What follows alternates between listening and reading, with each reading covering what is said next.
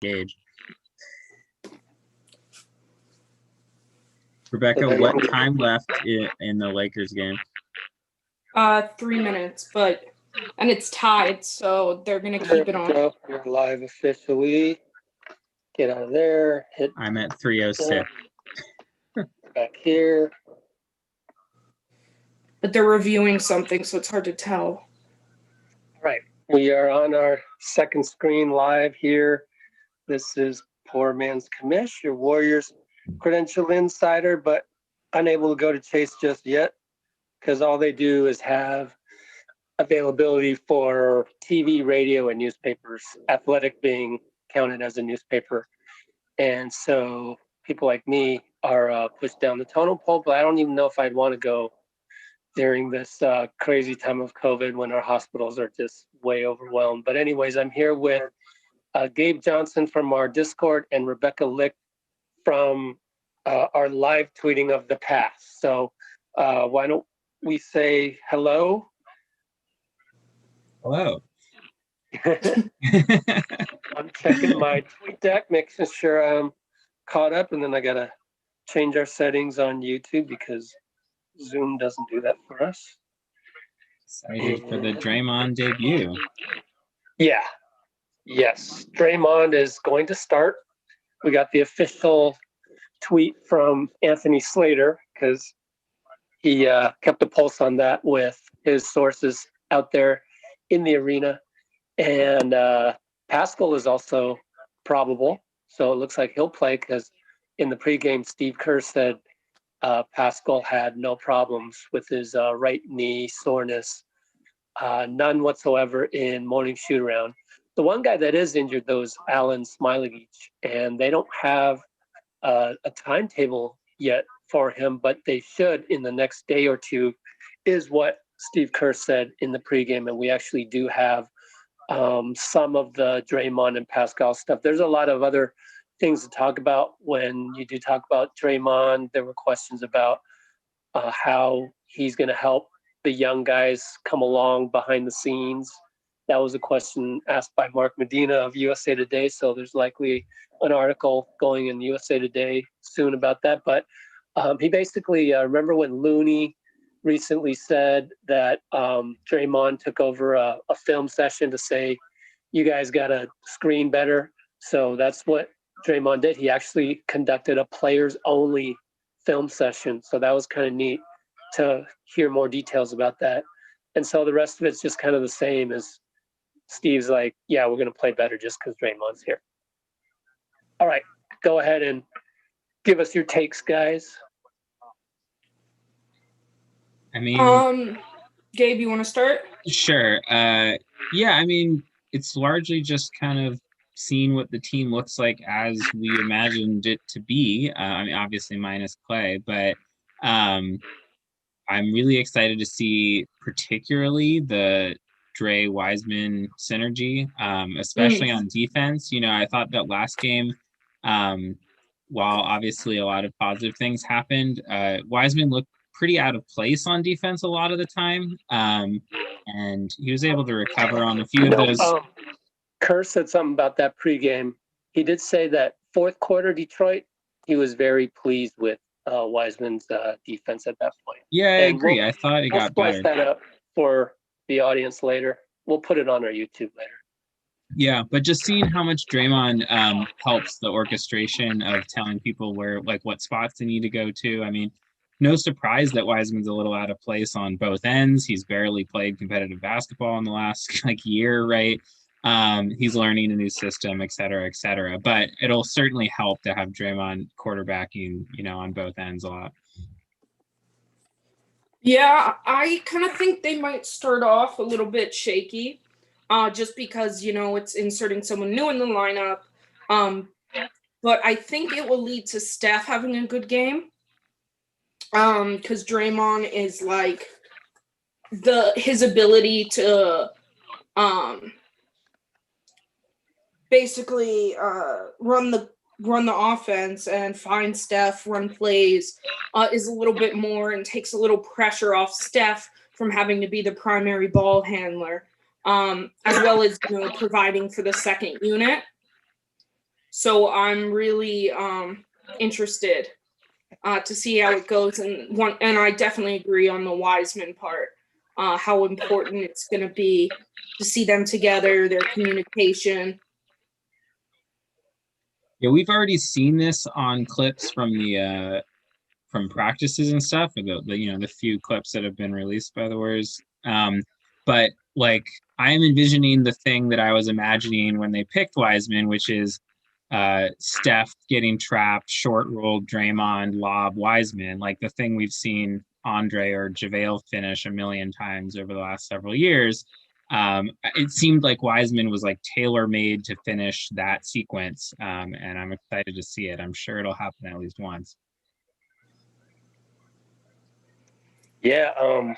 By the way, I noticed our backgrounds that Steph and Andre are kissing your head, Gabe. Yeah, I'm I keep purposely setting noticing that up. that. I thought the same thing. I don't. Why did I notice this now? Like you've had that back. Well, And usually recently it hasn't been quite as centered. Like your head is like perfectly in it right now. That was the goal. Nice. And then I like yours, Rebecca.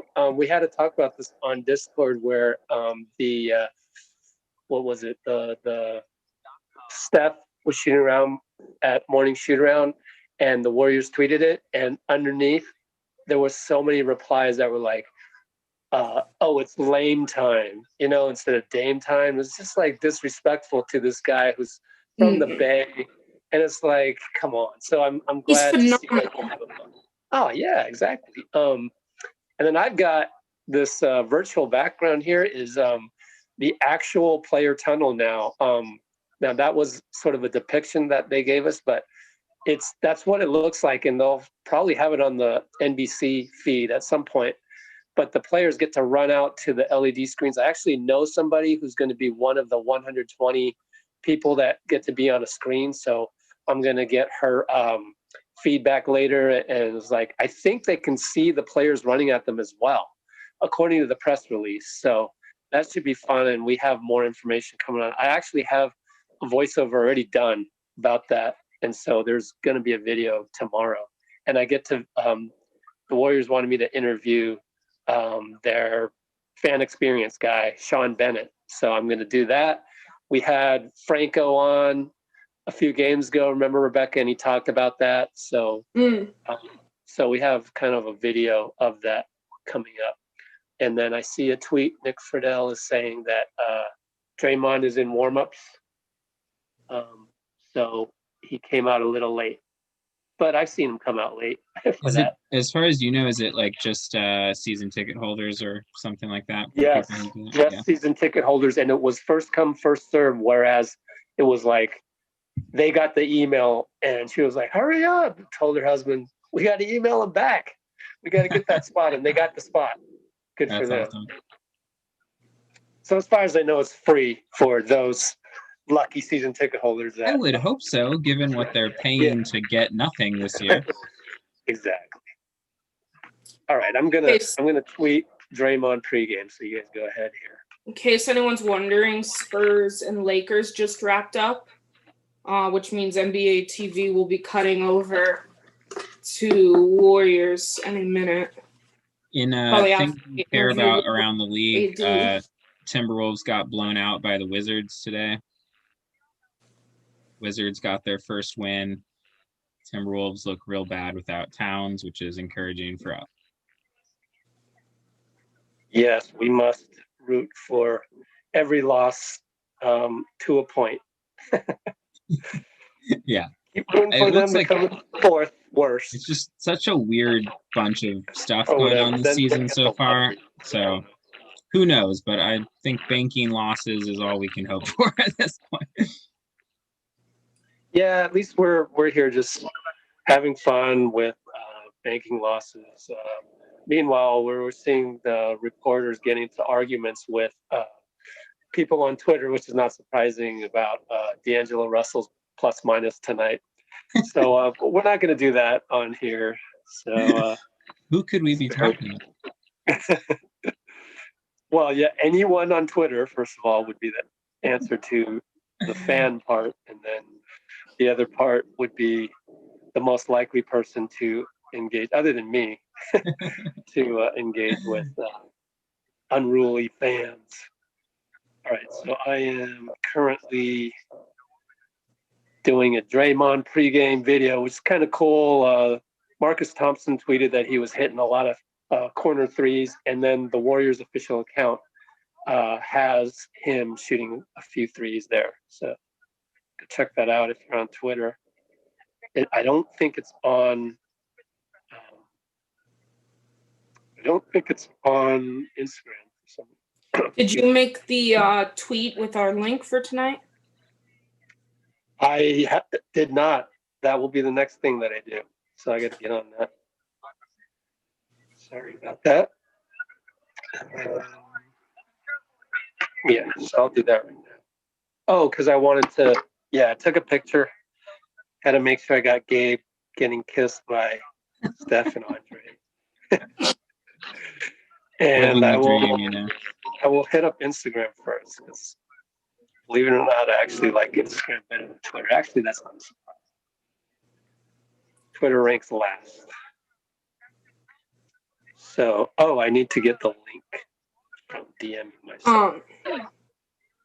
A minute ago, I was just gonna say when you were talking about Dame and like the lack of respect he gets. Yeah.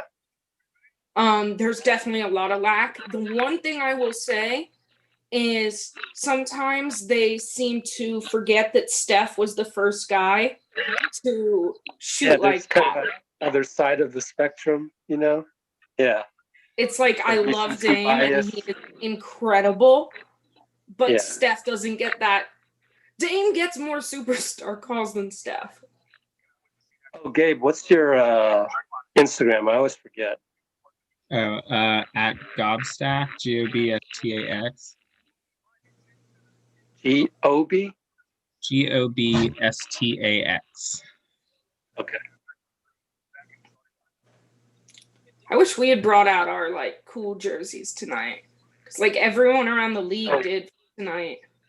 Did you see that Rockets Kings game last night where the Rockets wore jerseys that are exactly the same color as the Kings jerseys, and it was impossible to figure out who was on which team when you started watching? Was screwed up. Yep. They probably brought the whole shipment of jerseys with them and brought the wrong one. So, yeah, sorry, that was misleading by what I said. They weren't wearing the same jersey at the same time, but their alternates are exactly the same color as the Kings alternates.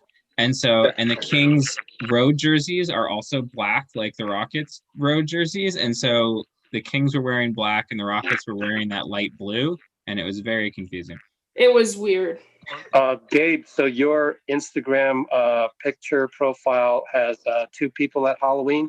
Is that it? Yes. Okay, just need to make sure. And then Rebecca.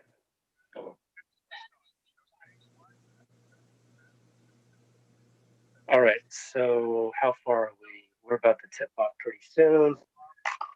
Only got 61% on that iPad. So charge it. Anything else going on that we haven't covered just quite yet with the team?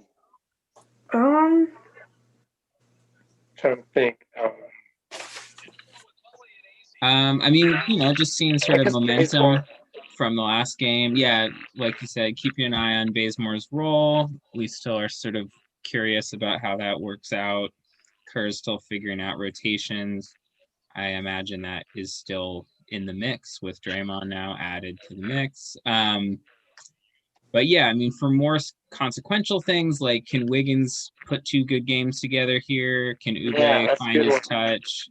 Seeing if we can build off of the things that were going really well in the previous game. In case anyone was wondering, this is Draymond's first game in 309 days. Wow. Yeah. So what he, let's also just caution anyone watching to not overreact to if Draymond is rusty or not the guy you remember him to be this game. Like, I'm sure he'll make some smart decisions.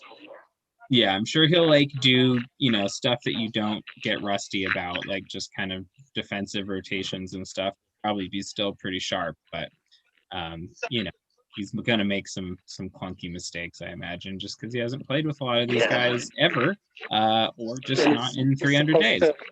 supposed to play 4 to 5 minute durations and probably 20 minutes or so max, so 20 something. Yeah, it'd be interesting to But see hey, how they let's parcel be that happy out. he's back. For Yeah, sure. For sure. should be great. Yeah. Just the first few minutes should be very, Yeah. very interesting. And just the synergy he and Steph have, like I'm sure it'll, as Yes. Becca was saying, I'm just so Yeah. excited to see those two guys on the same court again. It's been for so long. You guys talked about that just now, was the ability to have I took a bad picture. I can fit you guys in. Because there wasn't really that option. It was just really Wiseman was the only guy that could screen for Steph. Now you have Draymond, the ability to screen for Steph and then make some action happen, and then Wiseman sneak in from the weak side, bam, alley-oop. Yep. Yeah, and I mean the teams that we've been playing, at least certainly the two games that we lost, but the other two teams just weren't as good. But they were trying to do it too. I think everyone's kind of figured out the book on what you can do to try to minimize Steph, which is throwing that trap at him like immediately, which is a good, talking about the respect that Steph doesn't have. It's pretty a big deal that like basically the only defense is just double team him and make him get rid of the ball.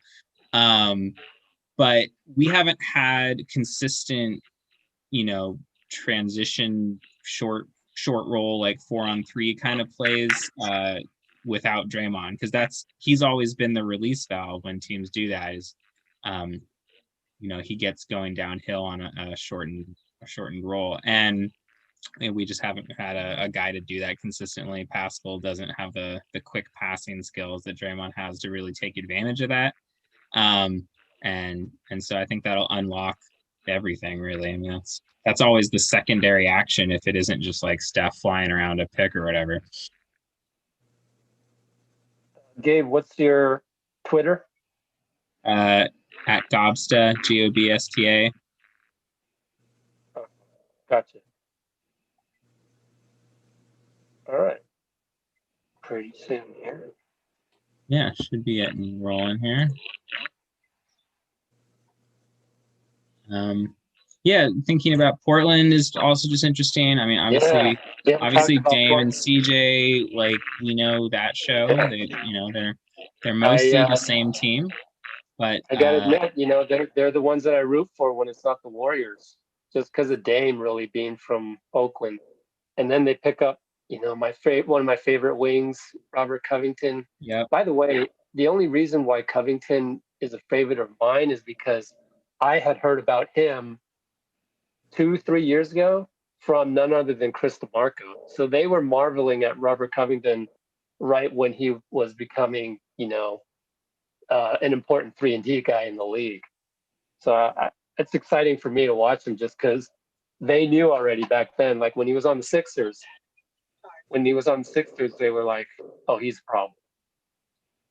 Yeah, nice little story. He was like, I think he was undrafted, but just sort of, I don't know what happened in college that led to such a complete misread of his value, but has made a nice little role for himself, being sort of the epitome of the 3-and-D guy. Be right back. Yeah. So we'll see. Mixed results so far for Portland in their games. They've had really good wins over the Lakers, and then they got smacked the other night, and Dame was like 1 for 14 or something terrible. Yeah, the current leader for points right now, actually, for Portland is CJ. Yeah. Yeah, so we'll see. I just got blacked out. And then, of course, they're going to miss Gary Trent Jr., who in 3 games has been averaging 13 and has had a really big role on this team. one big thing is going to be boxing out Ennis Cantor, who is a monster on the offensive boards, who somehow always just gets in. So that's going to be a big one. Is Carmelo out tonight? I think he's playing from what I He's know. good. Yeah, he returned from his COVID protocol. Hey, can you guys hear me okay? Because one of my earbuds aren't working. Yeah, You're a slightly little quieter. quieter, but yeah. Okay, let me figure this out. It is quiet all over. I got bumped off NBA TV because it blacked out. I forgot about that. Now I'm back on the local feed. Trying to avoid fits at any cost, but here we go. All right, I'll be right back. See, I actually like, at least one of our local Heat reporters. I used to love both of them, but then one of them retired, and I don't like the new guy that they replaced him with for the Heat. Oh, I know who you're talking about. Yeah. It's funny. The guy that I hang out with, my friend in LA lives right by Staples, so he lets me stay at his place. Well, he used to be a ball boy for the Miami Heat of all things. And so he How had do a you really even good get a connection job with like that? I don't even know. Like, yeah, I I'd don't love a know. job like that. And I think my earbud's gonna run out. Oh, NBC's got them in the tunnel with the LED, and like Steph is going straight up to Bazemore went straight up to that person right there, and they went crazy. So I think each one of them has a camera, which is That's so cool that cool. they can see out. I was worried, for their Yeah. sake, that it was just kind of like them waving at nothing for a while. Right. That's so cool. And I've been told that it's a company that you've never heard of. It could be a subsidiary. I can't remember the name. That's why. So it's not Microsoft. They said no to that because I was like, was it Microsoft? Because that's who the NBA partnered with.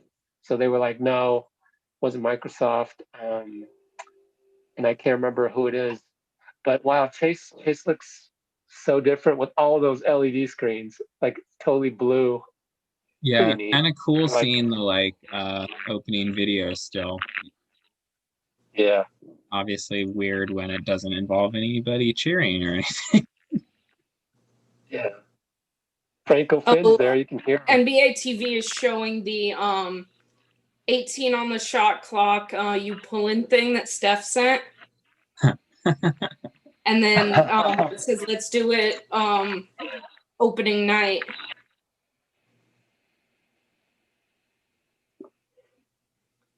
So they're introducing everybody since it's the home opener.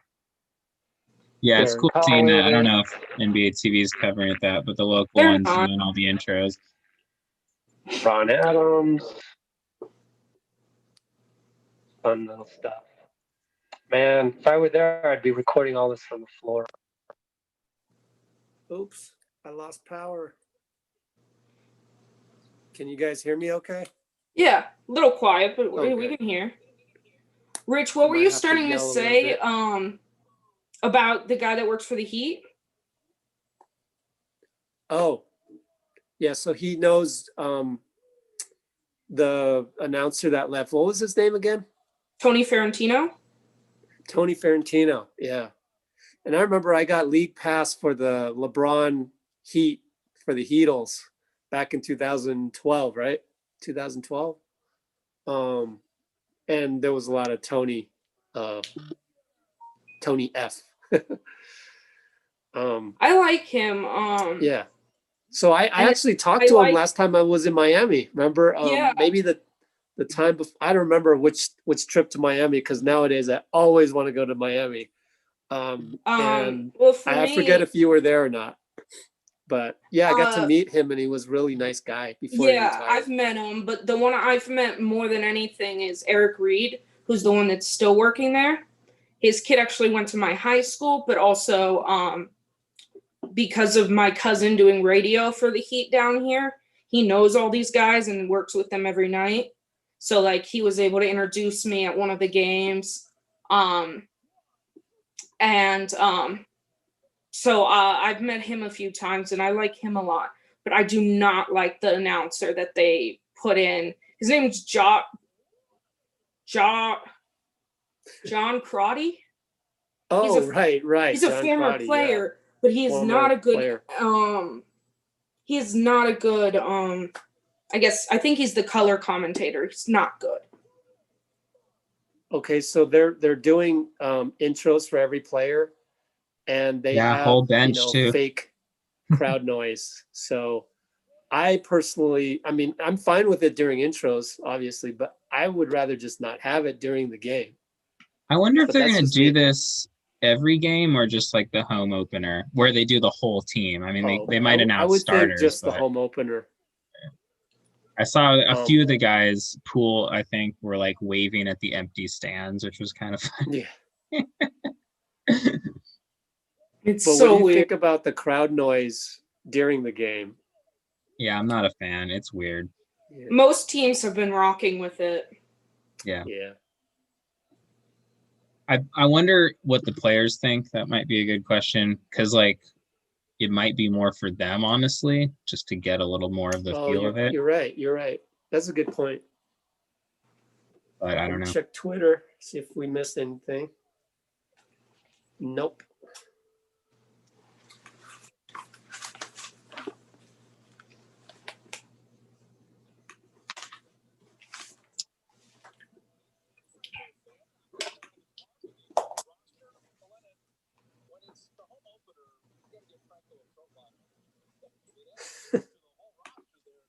Alrighty.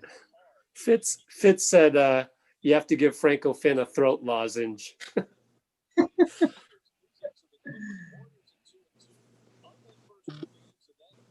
Guy's been yelling his heart out for a good long time now.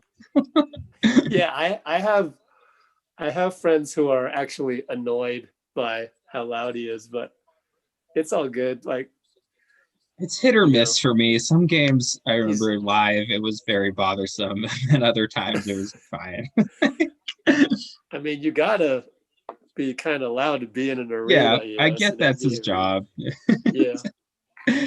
The hype man All right. thing. So where are we with the feeds here? I've I'm got still on Damian them, Lillard just sort of approaching milling the about. circle, and same with Steph.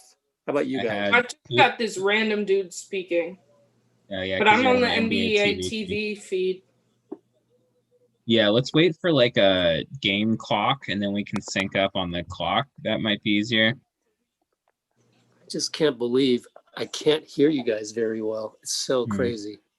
They're like about to tip for me. They're about like Me lining too. up. Okay, maybe we're not too far off. That would be nice. It's just annoying when one of us is like I think a I'm minute slower. ahead. I'm slower. Okay, ref is like holding the ball with the tip imminent. Nope, not me. I'm behind. But you guys go ahead, really. I'm fine with it. Okay, Wiseman has won all these tips. I think he's undefeated in tips. And tip. Okay, so it looks like I'm about 3 seconds ahead of you. Well, I just got a tweet on what just happened, so Woo! we're all behind that one. I think I just saw it. Yeah. What, Wiseman hitting a really long two? Yeah, he's It's got to kind of learn cool to to see Bob take a step Myers back. and all of them sitting over there. Yeah, Oh my god, and look at the fans. This is so interesting. yeah, it's weird. Oh, that's so cool. Yeah, I Digital like it. fans. That's neat. Draymond already. Oh, that called him for a foul for I that? don't Yeah, like the Kaiser I was- Permanente, but I get it. Yeah, they're got to pay the bills. Yeah. Yeah, I thought that wasn't a foul. I thought that was a Yeah, good. I didn't see that there. He's got to be careful. But super confident shot from Wiseman. Really nice to see.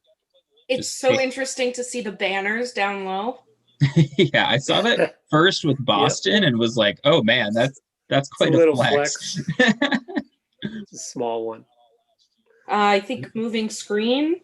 Yeah, Nurkic got a moving screen.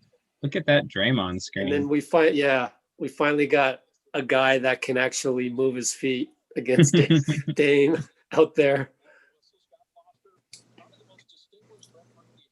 I mean, I'm excited by just that thing alone, Draymond moving his feet on defense. I do not like that play. Yeah, the Wiggins ISO Wiggins special. driving in on CJ. Nah, not my favorite move there. Good switch, good help defense by Wiseman on the. Ooh, but gotta rotate better.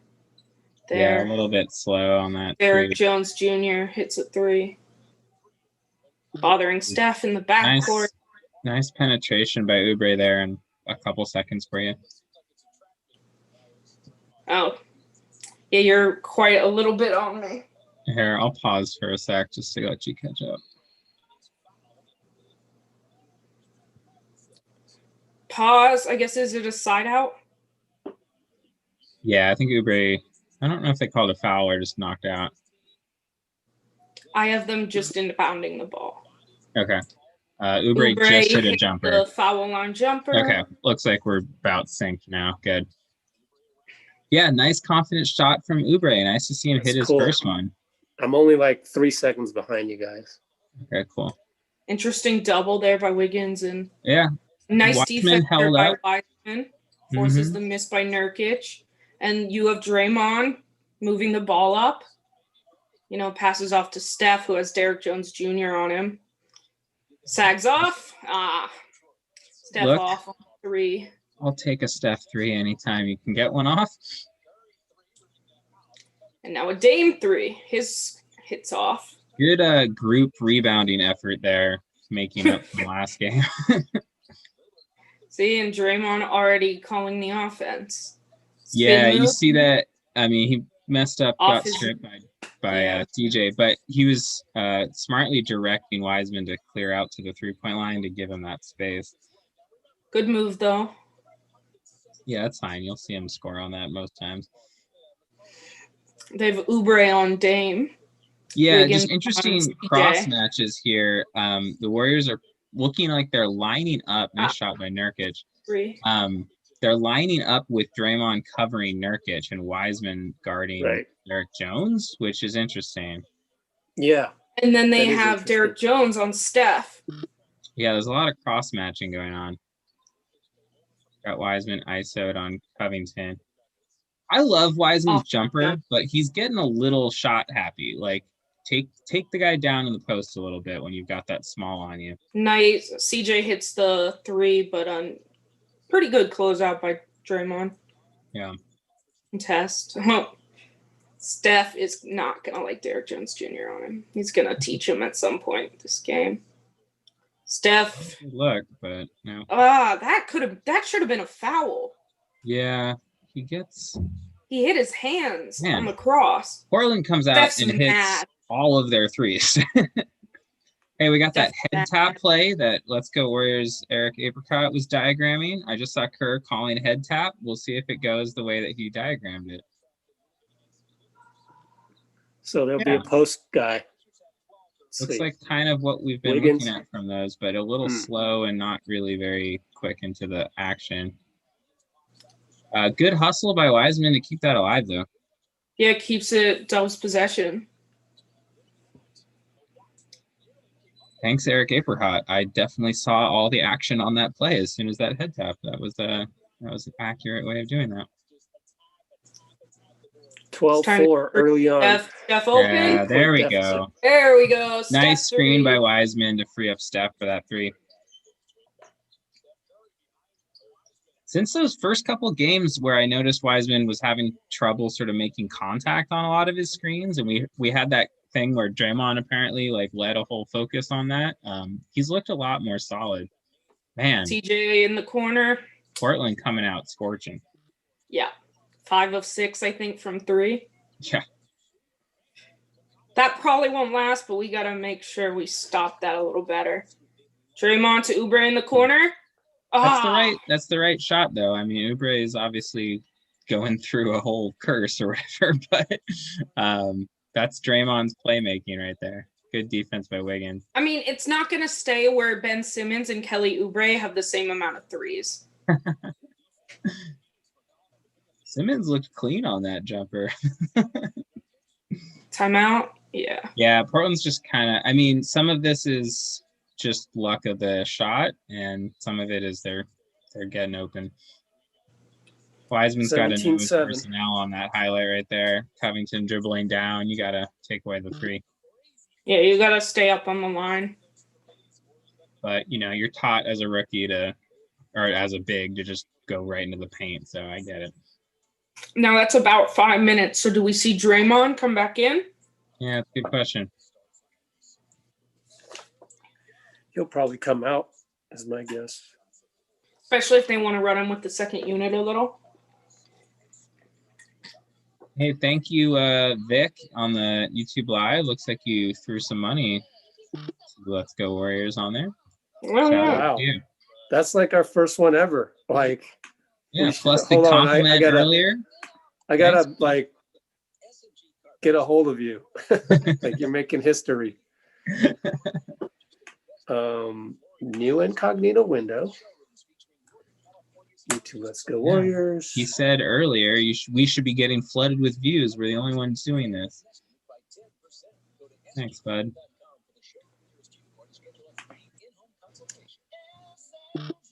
And we've got 44 on right now. I don't know if that includes me. I think my parents might be on here, so shout out to you guys. My grandma joined in the last game. Wow, I gotta just take a screenshot of that. Do it old school ways. Vic. You know what, Vic? Hit me up, Vic, in the just email me from the about page. Rich at Let's Go Warriors. We gotta hook you up with access to our Discord.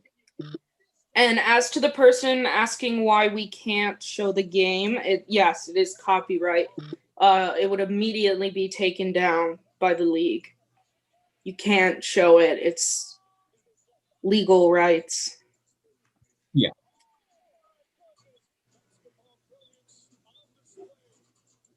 Oh, we already have a drive of the game. Oh no, that's from last game.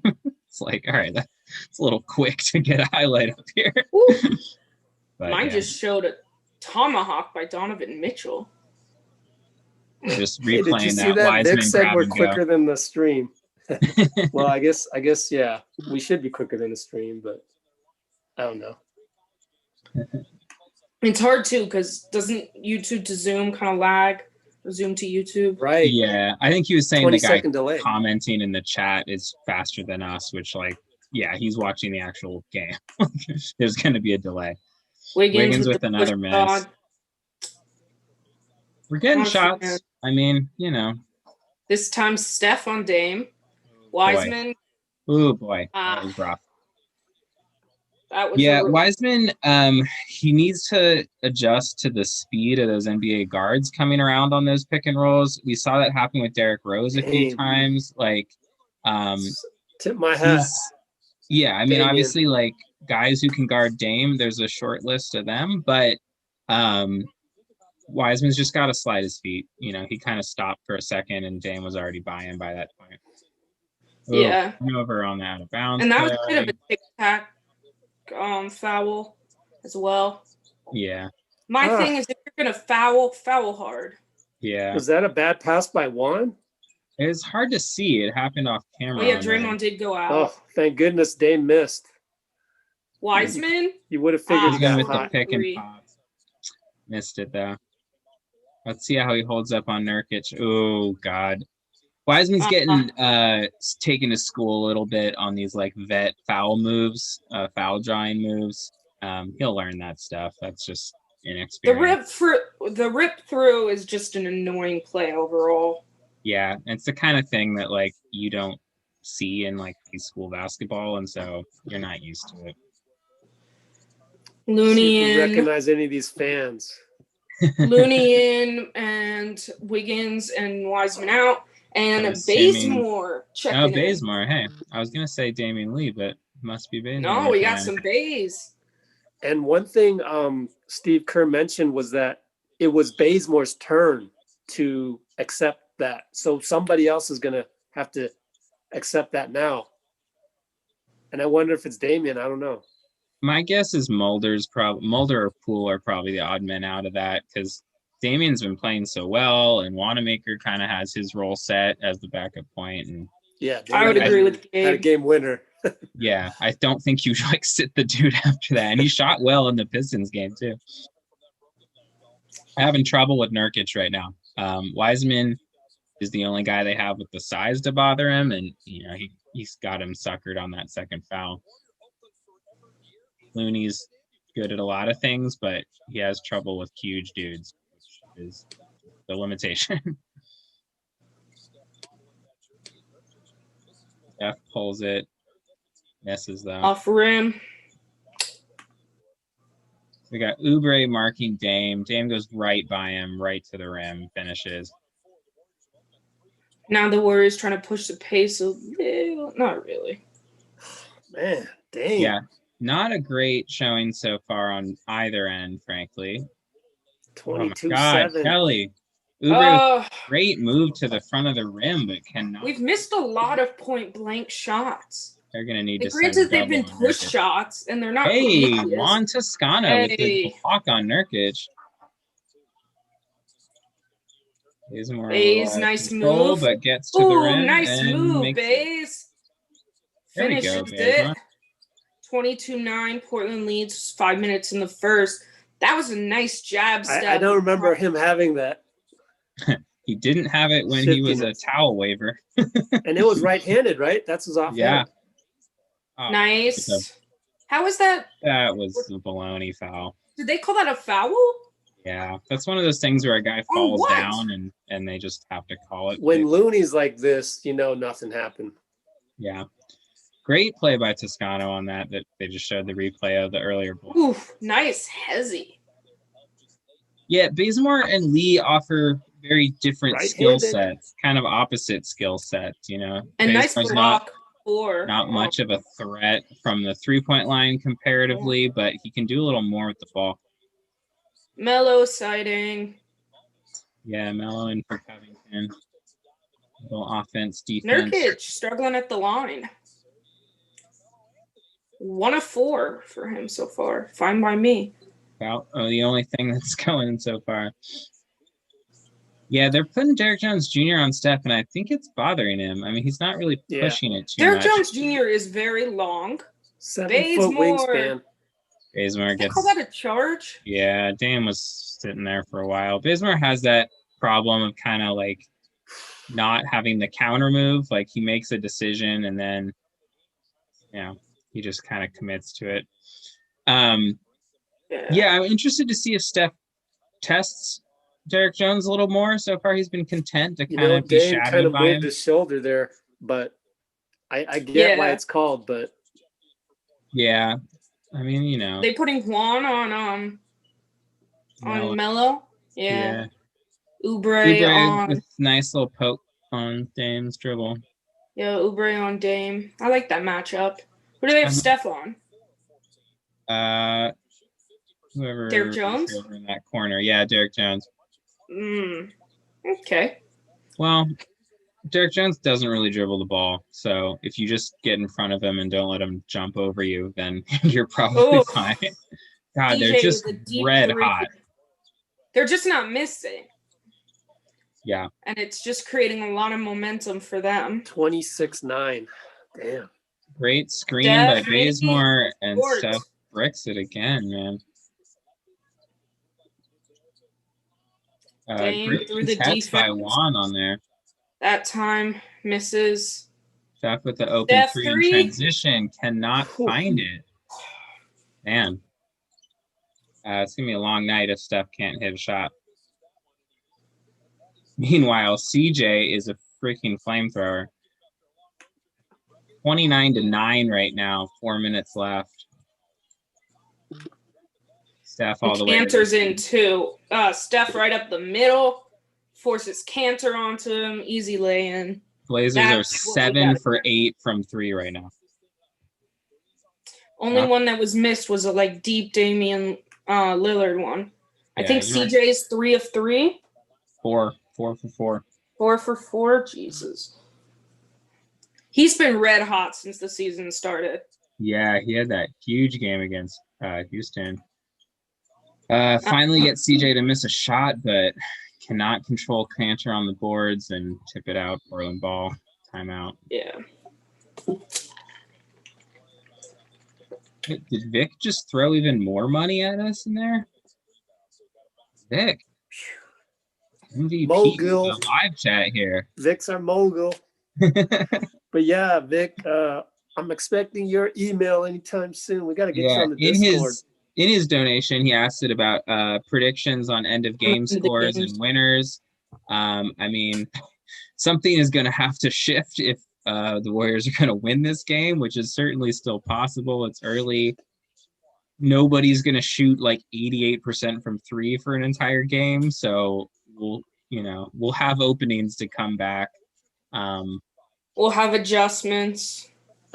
Yeah, I mean, given what we're seeing, I want to be optimistic, but an 18-point lead already, like, I would probably predict the Blazers to take this one, but I'm going to hope that we don't, keep playing like this. And they certainly won't keep shooting like this, so that's encouraging. And I don't think Steph is going to keep shooting like this. Yeah, there will be some regression to the means. Steph is 2 for 7. It's just kind of how much and how fast we can make that shift. But once they take Dame and CJ out, maybe we have, maybe they cool off a little bit. Our second unit can pluck away a little bit at the lead, and that's kind of the hope for how we get back into contact. I think both of these teams, well, unless the Warriors continue to shoot like this, but I think both these teams can put up a lot of points. So in terms of an end of game score prediction, I mean, I always just kind of struggle at thinking about that, but I think both teams, if it's close, both teams are going to be in the 110s, and then kind of think about how the gap might be from there. I do think the fact that we're not forcing it at 3 is good. We've only shot 6.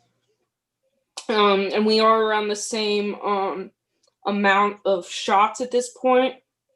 17 for us, 15 for them. It's just the difference is really 7 of 8 from 3 for them. Because they have 5 free throw shots compared to our none, but they've only made 2 of them.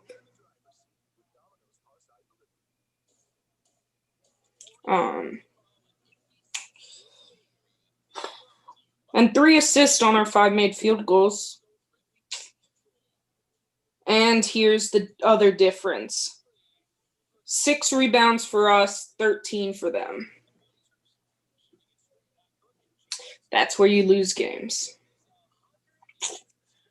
Gabe, I still like the fact that we haven't really seen anybody talking about Smiley is putting the whatever it is, the cart before the horse. Is that right? But anyways, you got to create a roster spot if you're going to bring in somebody for Chris. Also, I gotta really say, talking about the before he difficulties gets too past it, that defense by Looney, even though CJ McCollum made the shot, he stayed in front of him. He forced him into a tough mid-range jumper. That was great defense. Yeah, quintessential Kevon Looney play, just sticking with the guard, contesting a shot, but CJ is way too much in a rhythm right now. Good drive by Juan to get to the line. Yeah, I agree with you, Rich. There's been just a lot of, I'm still seeing articles about like, here are the guys they need to add. And like, I still haven't seen anyone really talking about how they're going to do that. I assume, there is the truth and like, you can kind of get off any of these low contracts if you want to. It's just, are they really going to like attach picks to dump salary or something? Like, I don't really see that happening. So yeah, still a confusing question. Juan hits both free throws though. And it's like, who's going to be out there that, aside from, say, our friends in Atlanta, who's going to be out there that wants to pick up a Smiley-Geach contract for, cash considerations or whatever, right? Yeah. Nice. Oh, man. Great play How by else are you Looney going to on open up that roster spot? It's going to be tough. You'd have to dump Smiley-Geach or Poole, and nobody really wants either of those. Yeah. Great play by Looney. Cantor, this is sort of the problem that Looney has. Big guys posting him up, but Looney's able to get his hands in and tie him up. Let's see if our length here can help us get the ball. Yeah, 7 seconds on the shot clock for Portland if they recover, but Looney wins. Nice.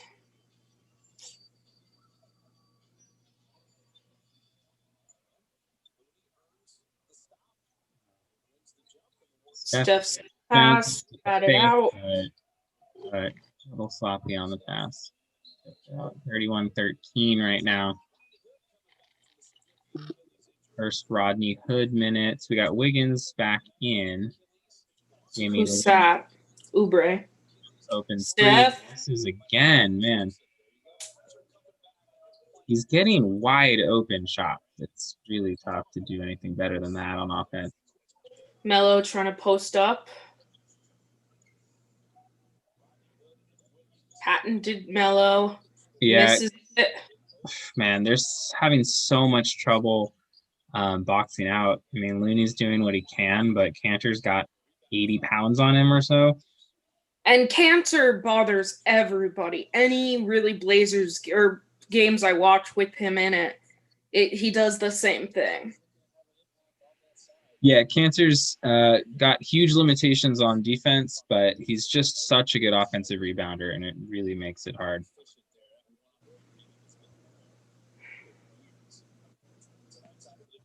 Yeah, be nice to get something going here in the last couple of minutes just to feel a little better going into the second quarter. But 33-13 or 33-13 already is pretty horrible.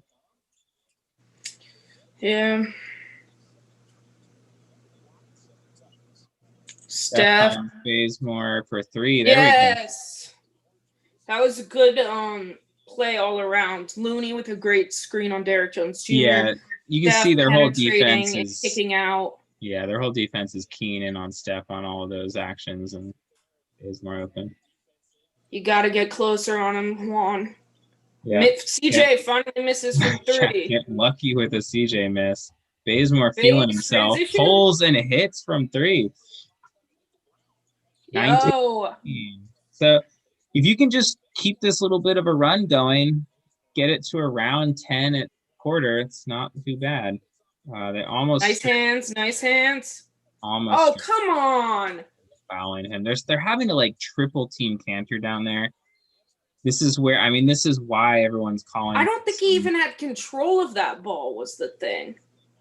Yeah, I'd have to see it again. This is why everyone's calling for some, veteran center help, which I get, but obviously. I didn't even see Cantor with control.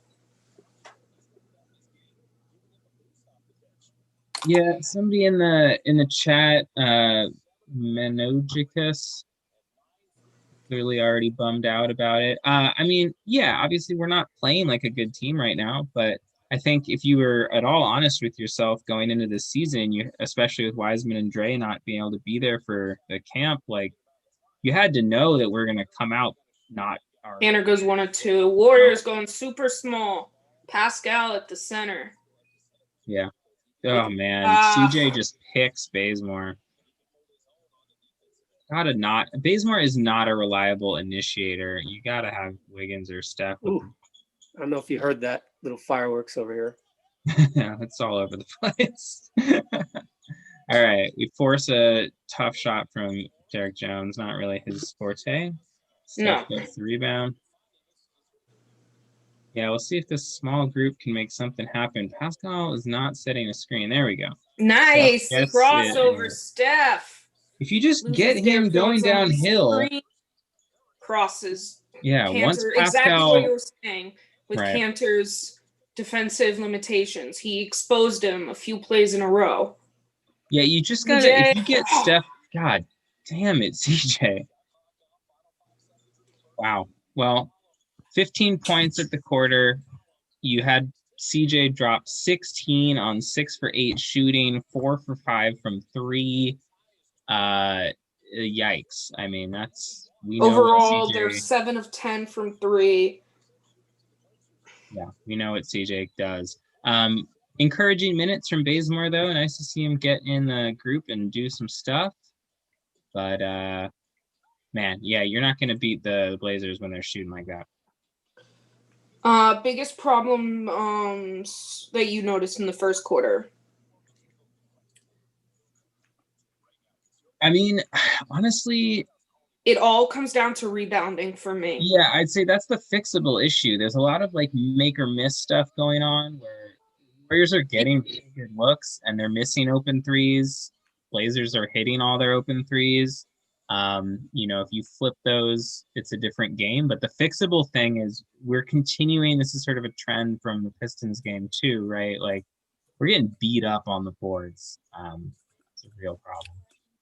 That and like I mean we have 8 personal fouls called on us already. Yeah. Including Looney, Bazemore, and Wiseman each having 2.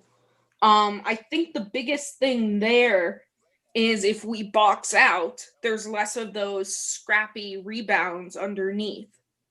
Yeah, and several of those fouls have been, both of Looney's fouls have been just like Cantor getting the rebound over him and him being forced to foul. Wiseman has had other issues, like just getting beat by Lillard and Nurkic. But yeah, I mean, it's interesting from that Detroit game. Like Wiseman himself didn't particularly rebound amazingly.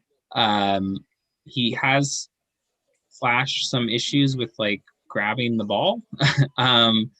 But when he was on the court, I felt like they had significantly fewer problems because I think he does a pretty good job of boxing out. He just doesn't always grab the rebound. But when he's on the court, he's big and strong enough to bother somebody like Nurkic or Cantor to just like move them out of the way a little bit. Whereas like I love Looney and he does so many things so well, but that is something he's always gonna just have trouble with. He's like big 290-pound dudes who just can kind of push him around down there. Going back to that Steph crossover, one thing I like about that is that it's so different, and they're replaying it right now, in that it's created by the shot threat. You know, how many like you go to the pickup court, like how many of your moves are created by a shot threat? You know, it's just so well, they unique. think he's gonna pull up at the line right there. He does the stutter, and with the cross, because Cantor you could see is already starting to move to close out. Oh man, Melo. Melo doing Melo things. He's going to be doing that in playgrounds until he's like 65. Just slowly backing dudes down and hitting little fadeaways over them.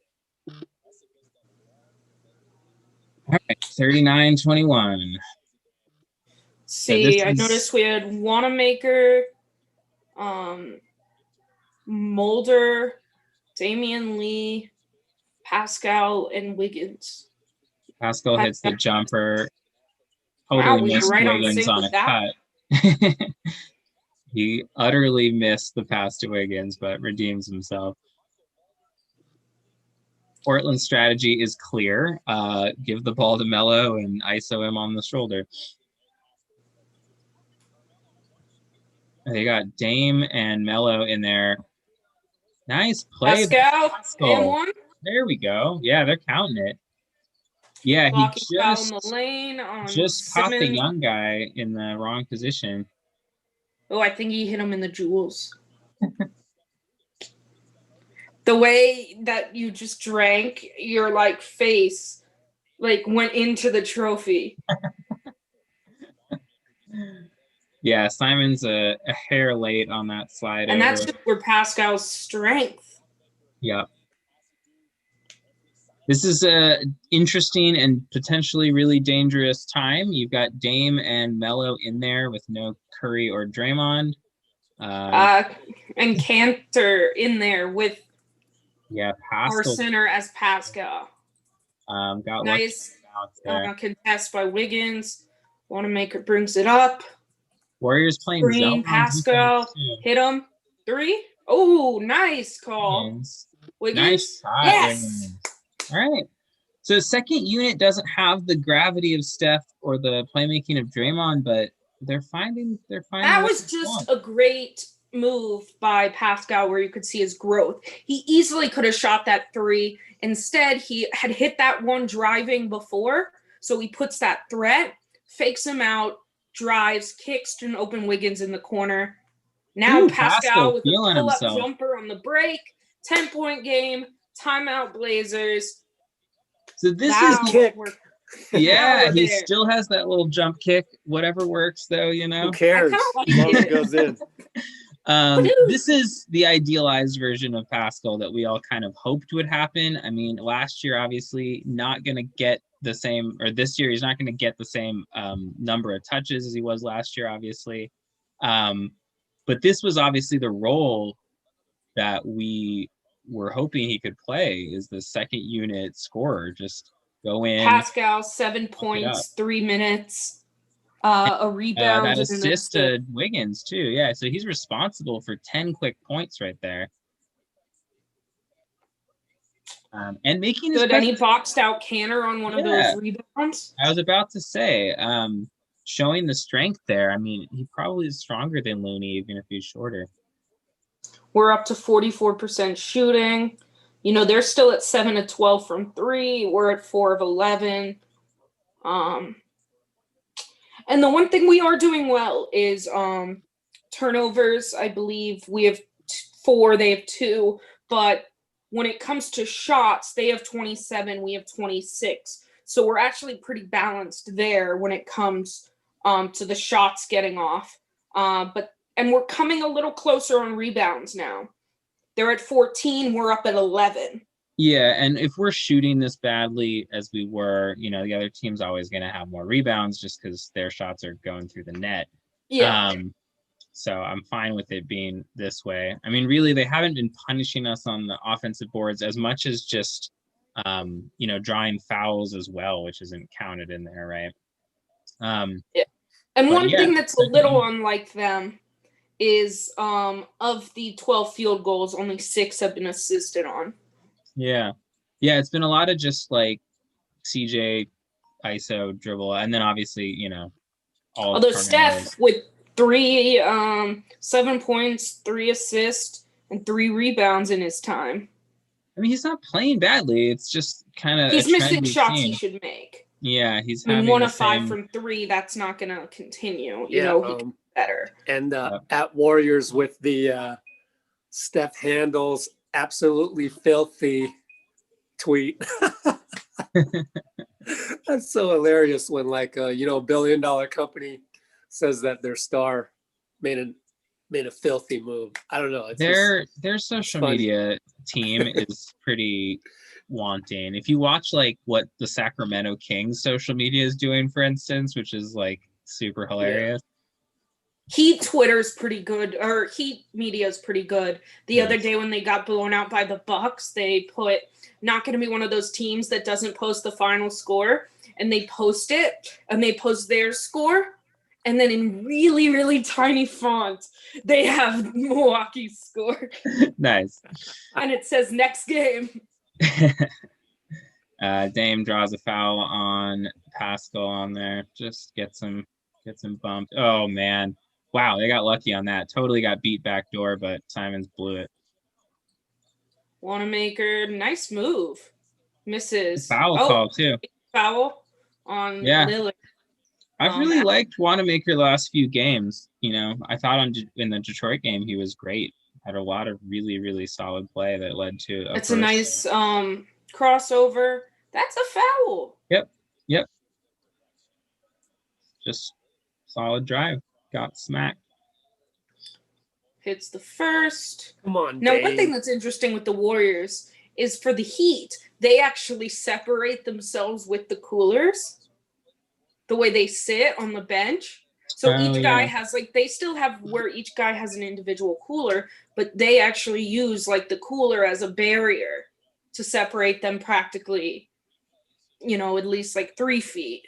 Yeah, that's one of those things like with the coaches wearing masks that I feel is kind of performative. Like, why would the players be sitting 6 feet away from each other when they're constantly playing? In the game. like, I guess it's.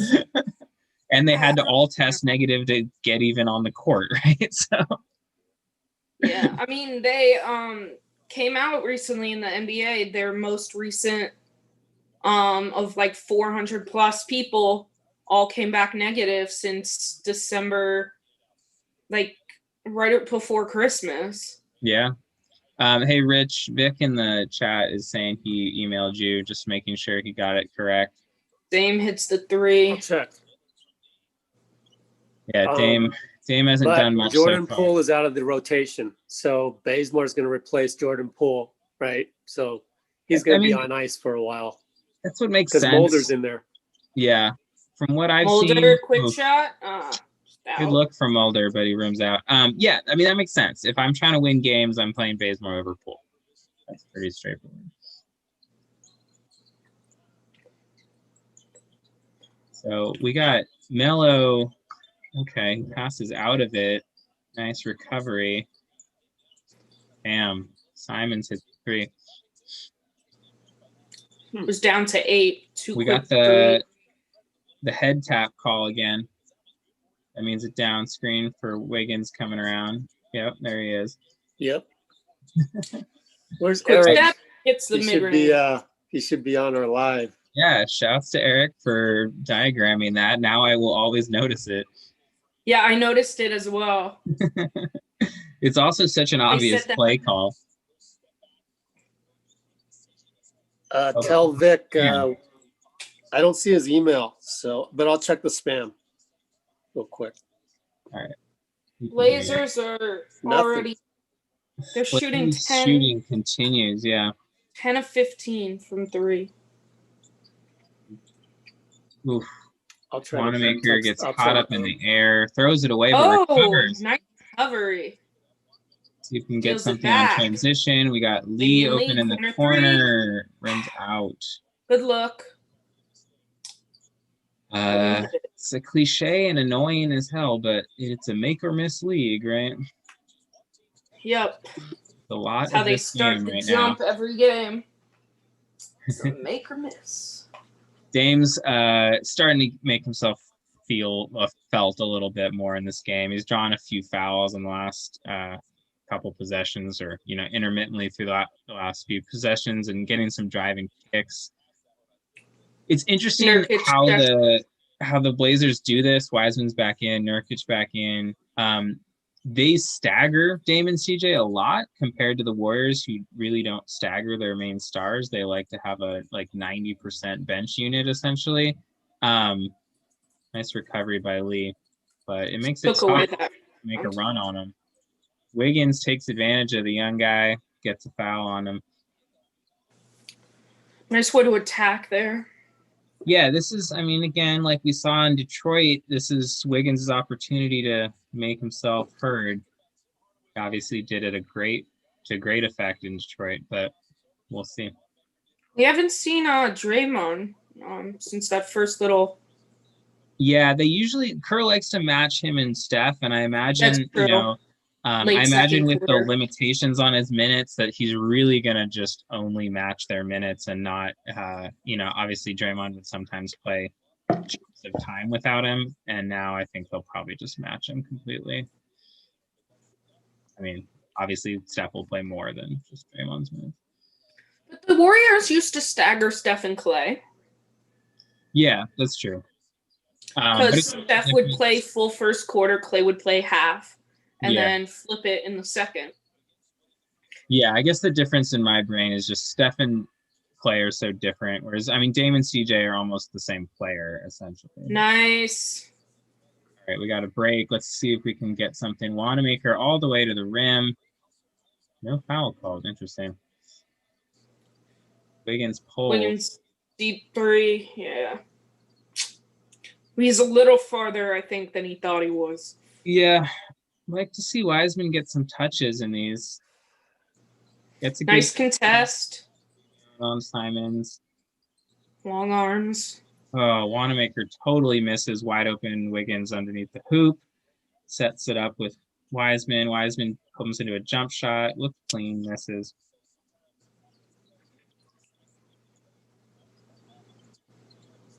Blazers lead hovering 50 to 36. Yeah. So cut it to 14. Oh, man. Mello just gets Lee underneath the hoop. Lee has no choice but to foul him. Headband Mello. Yeah, I think they're in the bonus at this point. Dame's drawn a bunch of fouls, so they're shooting. Melo shooting too. Yeah, Wiseman getting a little jumper happy. I mean, obviously take a wide open one if you got it, but I'd like to see him try to get in the post a little bit too. We got Stephen Abraham coming in. Right. Yeah.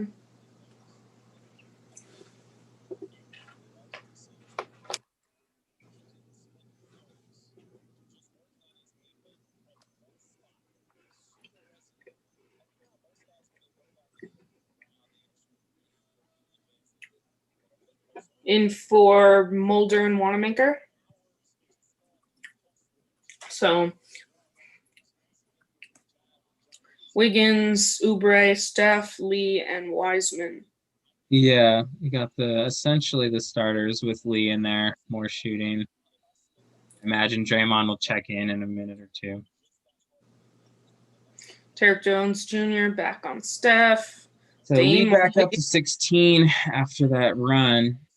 See if Steph and the boys can push it back to a closer game. Wiggins operating, kind of nothing happening here. Gets the step on Nurkic, but throws it away. That was just forced a little bit. Yeah, a whole possession where Steph basically never touches the ball is not going to work. Nice. Wiseman with a good box out of Nurkic there. Steph, go.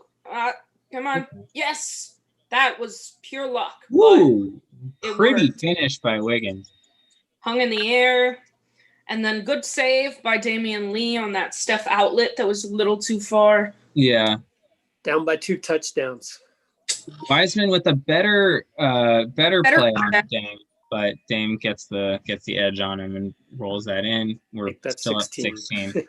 Yeah. I thought that was improvement from Wiseman from that earlier switch on Dame where, I mean, Dame on a big is going to be hell for pretty much anybody, but ooh, that's such a nice finish by Wiggins. The up and under switches, almost switches hands. Yeah, beautiful. Does a little barrel roll. Pretty play. Wiseman. Open three? No? No, he's getting a little scared to take that now, but Lee Damian Lee drives inside, fouled by Nurkic.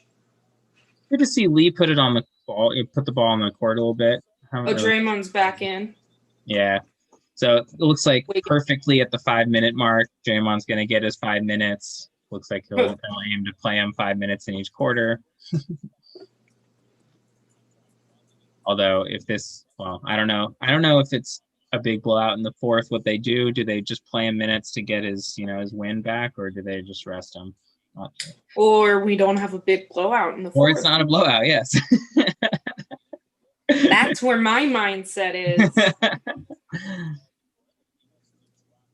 Yeah, just showing Damian Lee's season stats, shooting 60% from 3. I mean, obviously that's not going to hold, but he's earning big minutes as a shooter on this very shooting-starved team. Makes both free throws.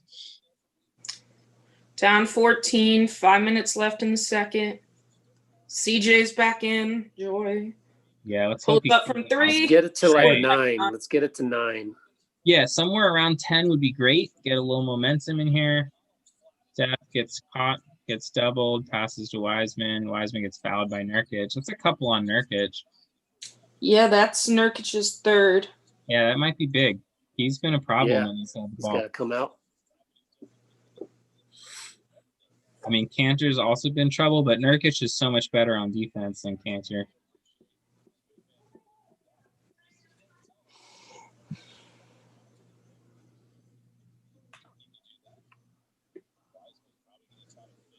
Wiseman gets some rare free throws, hits his first. And here comes Enos.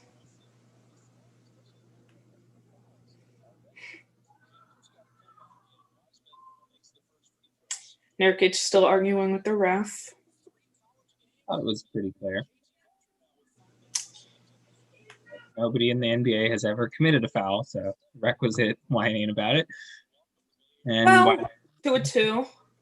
Well, some people will gladly raise their hand. That's true. Every once in a while, there's a real foul that happened and wasn't made up by the ref.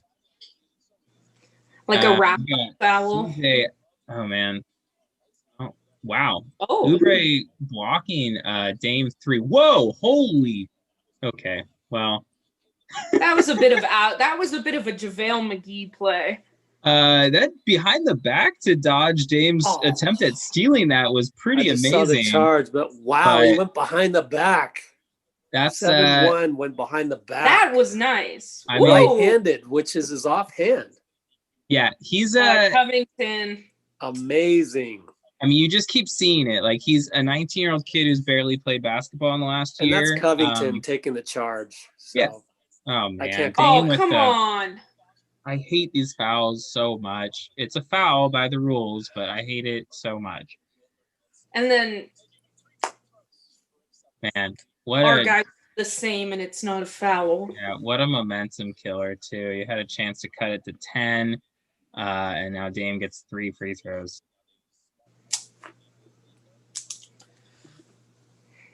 I think 3 free throws. I have the sound off because I can't deal with it, so I can't. I think they tell. called it a shooting foul, so I think so. Yeah. Yeah, looks like from their attitudes.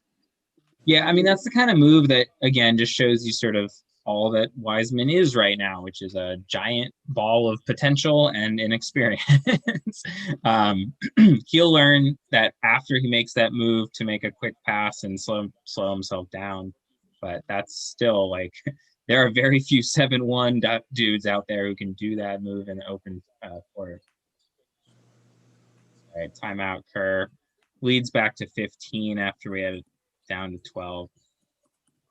Covington tried to block that Steph 3 from going in. Yeah, and there's After all the sorts of like timeout. It superstition still there. went I in. think. Players like to play with that. Yeah, so Because Wiseman's they got want 3 someone to fouls. not see the ball go in the hoop. Yeah, get it. See the ball go in the hoop, you get in rhythm.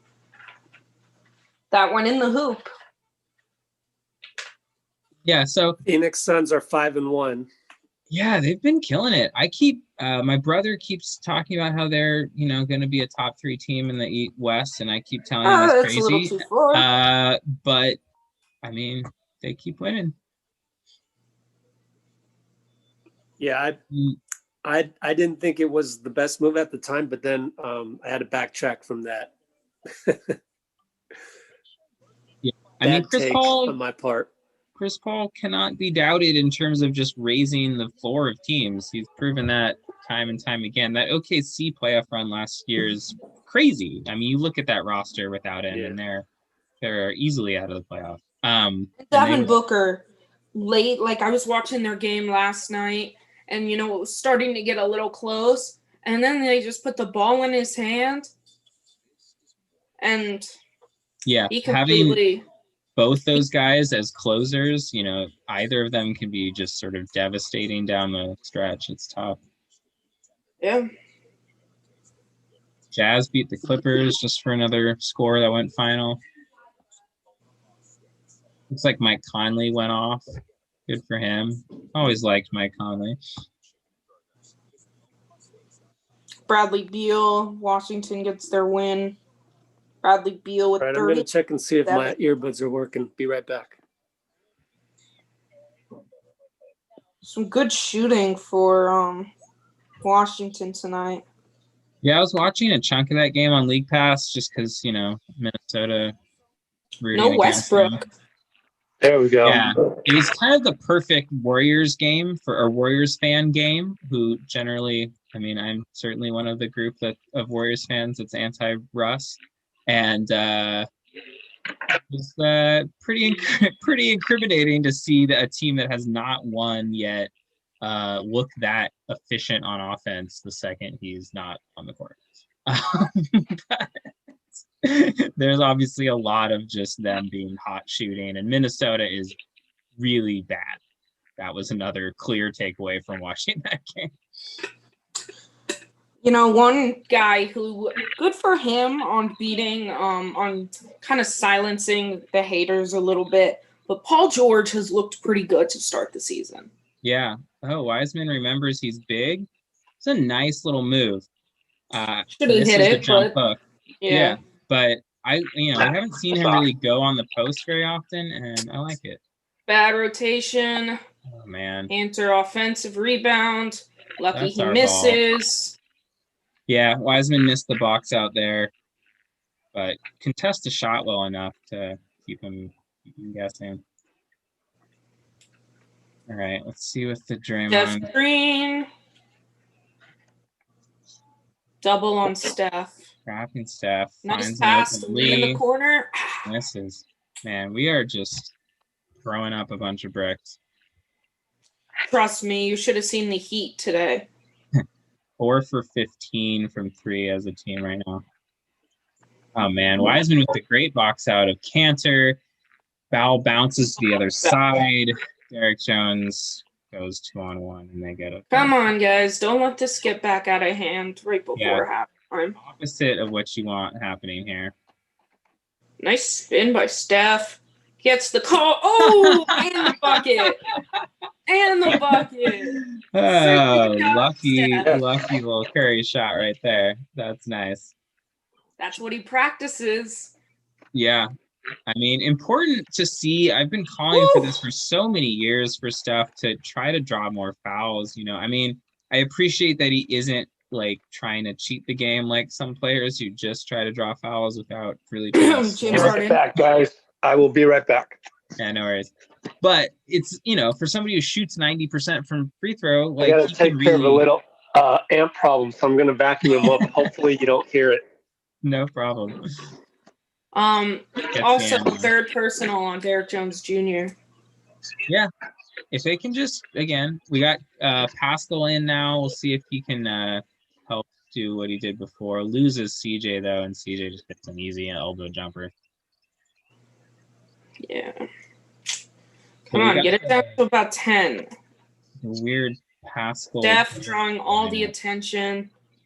Use it. Use it. Draymond, top of the key jumper. His first shot in 300 days. 309 days. Ooh, Dame with Dame a crazy long jumper misses. All right, let's get going here. Steph gets an open shot. Gerald's the foul on Derek Jones Jr. again. Goes on the line.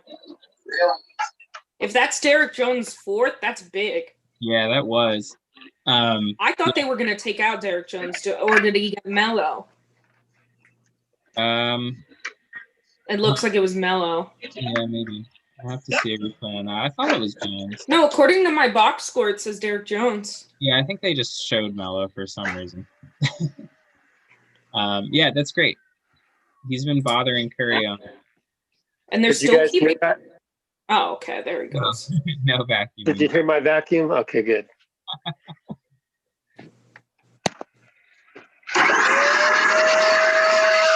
Oh, now we're hearing your vacuum, though. Oh, boy. Now we hear it. You can mute your mic, bud.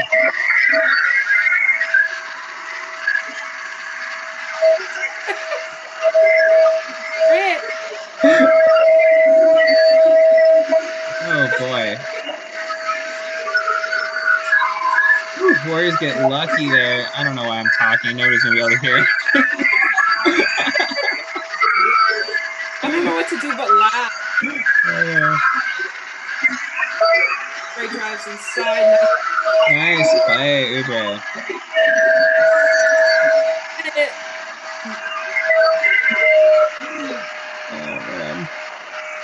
Oh, leads down to 12, minute 30 left. Let's see. Offensive foul. There we go.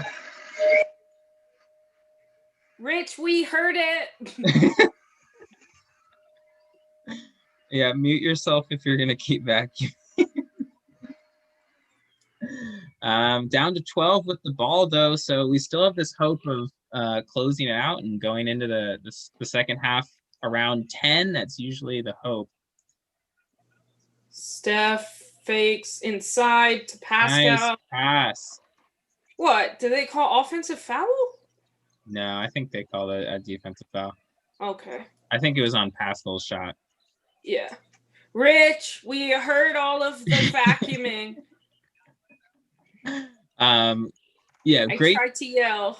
Steph has been really making stuff happen down the stretch here, though. I mean, whether it's drawing fouls or, you know, making passes off of getting by guys. Yeah. single-handedly driving this Now run. And he's starting to only put his 11 head points. down. Only 11 points. And he got Derek Jones Jr. out the game, so he's got easier defenders on him. With 4 fouls, so he might not start the second half directly. Yeah. 2-2 from the line for both. Pascal. 10-point game. Oubre going full court on CJ. Yeah, this last minute is huge. Pascal's best game of the year so far, for sure. Don't leave Covington. We luck out Lucky there. on it. Pascal with the big rebound, too. All right, minute with the Make or ball, miss down league. 10. Steph pulls up. Open 3. Wiggins. Oh, my God. Wiggins. Wow. Let's go. 8-point game. Steph starting Let's go. Stuff happen. Wiggins getting opportunistic. This small ball lineup has been actually effective because the Blazers have matched the small lineup. Yeah, and have not scoring. Dame on Pascal makes me worried. Draymond rotates. Carmelo open 3. That's it. Pascal's inability to stay with Dame. I mean, that's tricky regardless, but Oubre, don't do something stupid. Okay, great play there. Yeah, Oubre gets the step on CJ, gets himself to the line. I was so nervous he was going to do something stupid. What did I miss? We got the lead back down to 8. We heard your vacuum. Oh, you did? Sorry. That's gotta be. I tried to yell. I did a Shackton. Sorry. Sorry. Basically, you missed a lot of Steph making stuff happen. He drew 2 quick fouls on Derek Jones Jr., which got him to 4, and so he got pulled. And then he got a nice little find with Pascal. Pascal's made a bunch of shots. Wiggins with the great putback on a Steph shot. So stuff happening. So basically we had it down to 8. Melo just hit a contested 3. Oubre driving in, draws the foul, hits 2. 9 points. 9-point game. We'll get the ball Slight back with a couple seconds the left. shot clock. 64-55. 20. Sorry about that, guys. Yeah, no worries. So we got Dame ISO'd on. We were just laughing about it. Yeah, I guess, is it raining outside? I think it might be raining, but suddenly all these ants came in. Carmelo. Nice little sidestep by Melo. Draymond, deep 3. He had Steph open there. He should have gotten it there. Yeah, just trying to get something going. All right, but from what was the most we were down? We were down 22, something like that? At least 20 plus, yeah. So down 12 going into the second half, you got to feel better. Obviously, that Melo 3 at the end sucks. But hey, some signs of encouragement there down the line. Could be worse. I mean, could be much worse. You see the percentages. I could have left the vacuum on. Could be worse. You see the percentages of the Blazers starting to return to normalcy. They're now at a 50% clip from 3, which is still insanely high, but they started out 8 for 9. So they're 4 for 15 since then. So, we're seeing a return to. So here's the question is that us or them? Usually it's a combination, but I was going to say it's both, right? What was the question? Just that's to them because we're giving up a lot of threes every game, it feels like. They're 3s. Yeah, some of them have shooting. been contested. Some have been lucky misses, but then some of them have also been tough shots. Yeah, I think it's both. They were guarding some of those that went in, and they were not guarding some of them that didn't go in, and I don't know. I mean, I think Dame and CJ are getting a lot of action going on penetration. The Warriors bigs are having a really hard time staying with them, and they're kicking it out to open shooters. And sometimes Warriors are rotating fast enough, and sometimes not. Really, though, I mean, the honest thing, I think, who just said this? Somebody just tweeted it, but yeah, just. We don't have the firepower right now, the way our offense is working, to go back and forth the whole time. So we got to have a defensive stop in the third quarter to really make up some ground here. But I think the biggest takeaway from that sort of, the positive side of the last well, really both quarters, the positive chunks of both quarters, has been Pascal. I think this is easily the best game that I've seen from him this year. Mm. If you remember, he had his sort of like breakout emergence game against the Blazers last year on national TV when he had, I forget the numbers, but he had like suddenly a huge game. And they've been playing him at that small ball center spot, and I think it's been working. And you know, we've been getting kind of lucky Is that Kerr they gonna get some credit? Draymond voice. yeah, no, of course not. He's only there to criticize. Yeah, so I'm super encouraged by that. You know, I mean, whether or not they end up pulling this game out, you know, you got to just be thinking about strategic trends for future stuff that Kerr's going to be looking at, and I think he sees he's got something here. Yeah, no, I would totally agree about Pascal. I think he's just had definitely his best game. Can't find it, but somewhere I had a career highs of certain guys that I was looking at, but yeah, no, I just am pleased with the effort that they put in to come back. They could have easily kind of sat it and just kind of meh, but they battled, they got back to it. So, and definitely the bench stepped up. Wiseman made definitely some young guy mistakes. We're starting to see that a little bit, but I think we see also parts improving. Yeah, I think with Wiseman, I think it's somewhat of a curse for him that he had those two good games to start. And I mean, let's be honest, like part of the reason he had those good games was we were getting blown out to crazy proportions. And so the Warriors were just kind of like, let's see what he can do for a while. And he also there was no stakes to any of his plays because we were down by 30 points. So like, who cares if he makes a mistake, right? These games that have been closer and more winnable, you know, his mistakes have been more obvious, right? Because we're actually like thinking about winning the game. And I think, yeah, like he obviously showed a ton of flashes on the offensive end those first two games, but we weren't really watching his defense closely. And like, he wasn't amazing in those games either. So I think, you know, if he opens the season with a game like this, I think we have more reasonable expectations. And this is who he is, right? He's a 19-year-old who's barely played basketball in a year.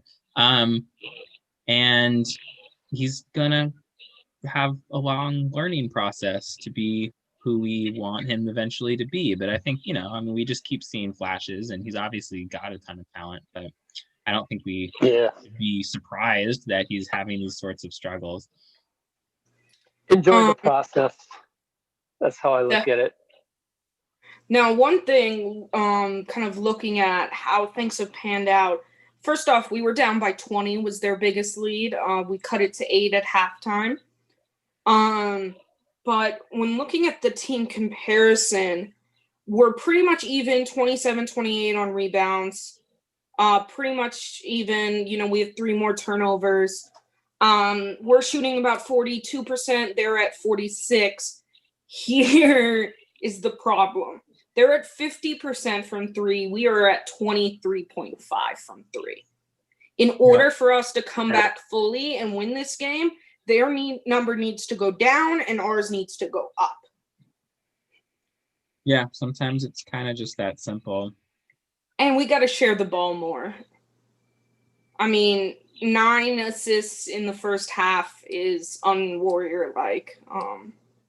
The problem is, I mean, so many of these plays are ending up in kickouts to open threes, and they're not going in. And like, yeah, I mean, we only have 17 made shots.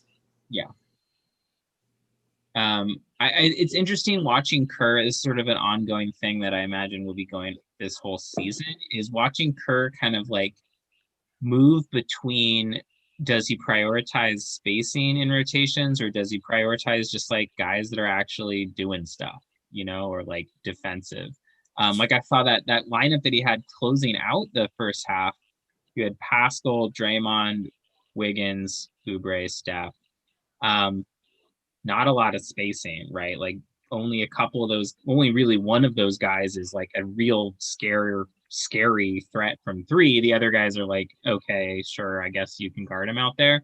But that lineup was actually having success because they were just guys who were making the right plays. Whereas earlier when he's playing Mulder and Lee at the same time and those sorts of like clear, the idea is just to generate open threes or at least the spacing.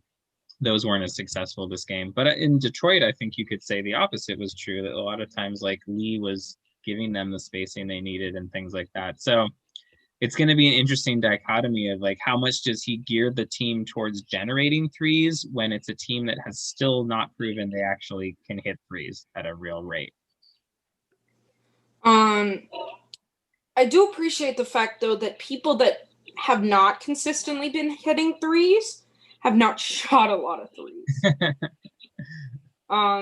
Wiggins 1 of 1, Oubre tried 1, Wiseman tried 1, Bazemore 2 of 2, Juan tried 1, and then Damian Lee and Mulder, who have been hitting, both tried 2. But Steph Curry going 1 of 6. I don't think this game's going to stay that way. Yeah, and we've seen this kind of consistently. Really, the Detroit game's the only game that Steph's been like shooting it well from the get-go. Yeah. I'm hoping for a Chicago type game from him where he finds his stroke in the second half. If he hits a normal percentage of these threes, it's a totally different ball game, right? If he's 3 of 6 instead of 1 for 6, it's a 6-point game. And then we're thinking very differently about this. And a lot of those were open threes. Yeah. All right, so I got a very important thing to say. Actually, it's not. But what is your favorite hip hop or rap song right now? So I can do this TikTok of Steph doing the thing and getting fouled. Don't ask me. I don't really listen to hip hop or rap. I've been listening to a lot of Toby. I'm going to mess up how to pronounce his last name. Wewe or something like that. I don't even see him on the list here. The only one I've been feeling lately, which is not even completely rap, hip hop, it's Chance. The song the collab he has with, of course, Justin Bieber, who I don't really like, but Chance's part in it is really good. It's called Holy. I've typed it out in the chat if you're interested. But people in the chat can also help. Yeah. Gonna do better than I'd got. Kelly Oubre is in our comments. Yes, I'm sure it is. Not the real Kelly Oubre, but he's been showing up as needing to be approved for whatever reason. I don't know. I have no control over this. Which makes me think previous ones that I didn't check, somebody got stuck. But anybody in the comments got a favorite hip hop or rap song right now? Because if not, then I'm just gonna pick. Here, Spotify has their top 20, and I'm just gonna pick Lemonade because Steph made lemonade out of nothing right there. There you go. So 5, 4, 3, 2. No, just let me know if you guys got something. No. Looks like our guy Vic has made it to the Discord. He's just posted in there. Welcome to the whole deal. Oh, Vic? Yeah. Nice. I got to say hi to him. Welcome to the whole experience, Vic. I'll be right there, Vic. CP3's dagger over Jokic, that fadeaway on the baseline to seal it, dang. Right from like the spot where Steph like broke his ankles.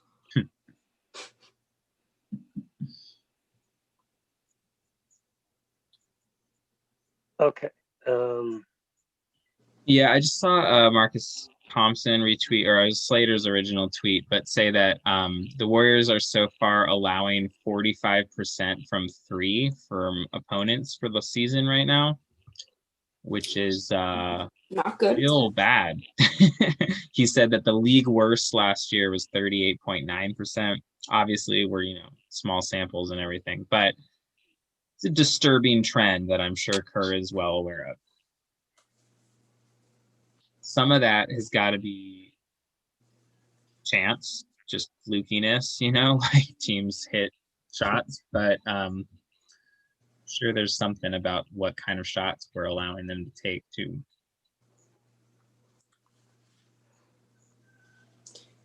Did Detroit really get its first win over Boston? Yeah, I watched the end of that game. Boston just choked it away. They had like 4 shots to take the lead in the last couple minutes, and they just missed and missed and missed and missed.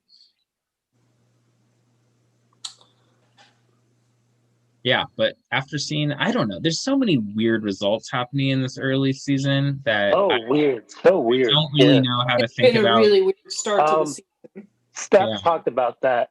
He also talked about it. He was just like, we haven't gotten a feel for the season just yet, even the players, because all these weird I think the whole fan thing is throwing people off.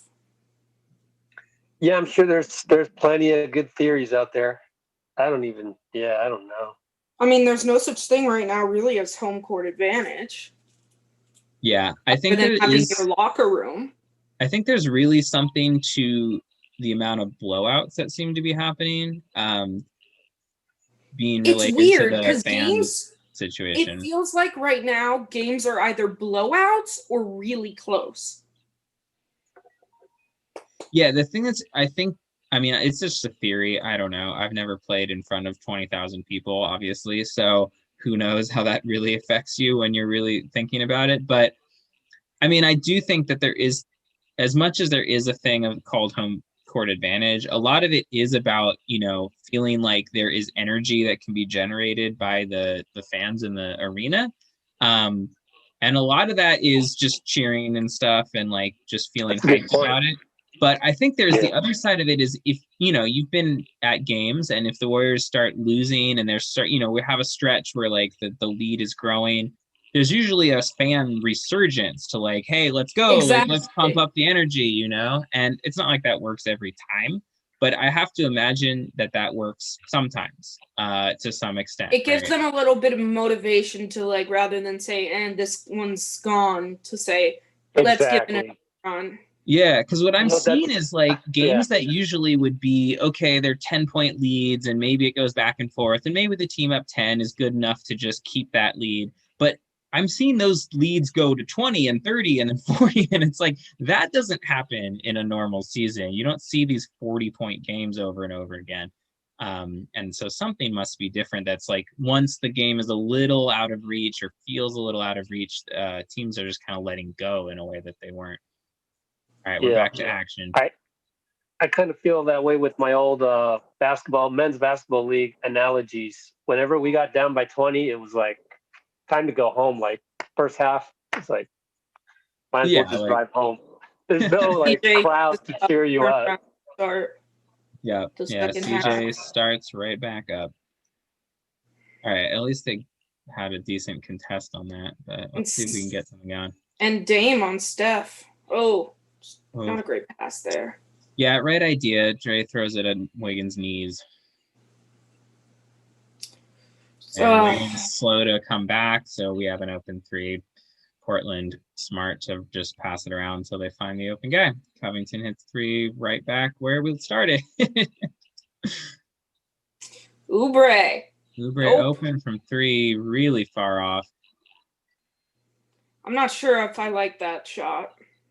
Yeah, I'm fine with him taking open looks, but not like that where he's just kind of staring it down for a while. Oh, guys. Wide open Covington 3 again. Misses it, though, but we missed the rebound.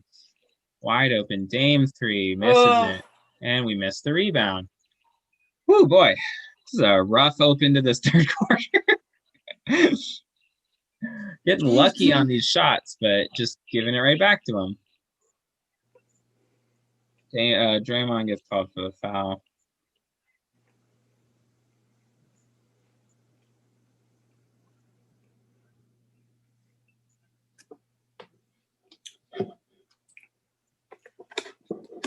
Steph on Covington. Yeah, I'm okay with that. Steph holds up really well. Should probably have been a charge, but at least knocks it out with 3 seconds left in the shot clock. Covington can't really do much with the ball in his hands. You know, he's really just a... That should have been a show. Yeah. Yeah. Steph can do well against that kind of player. Oh, a rebound. Oh, my There we go. Oubre Oubre. out on the break. Jesus. Oh, my Lord. Whew. CJ. Oh, pulls thank it, God. misses it, thankfully. Steph gets the ball. All right, let's let Steph make some decisions. How about? Oh, jeez. How did he miss that? He got fouled. Oh, okay. Yeah, the angle was weird. I don't know about It was an MLB awful. TV. I don't like when they experiment with those weird angles. Yeah, can we get a replay? Oh, from this. There we go. He could have had. He still could have finished, but Nurkic definitely gave him a little forearm in the side there. But, I mean, we haven't seen many lobs to Wiseman, and I'm intrigued. I know there's been a lot of look on how his hands are not amazing, but we'll see. Saw that there. Yeah. That's 4 on Nurkic. Yeah, that's huge. Warriors are slowly doing things that should get them back in the game. They just got to actually play better defense.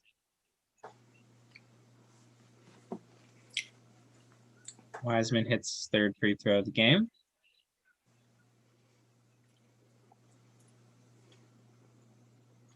Two for two.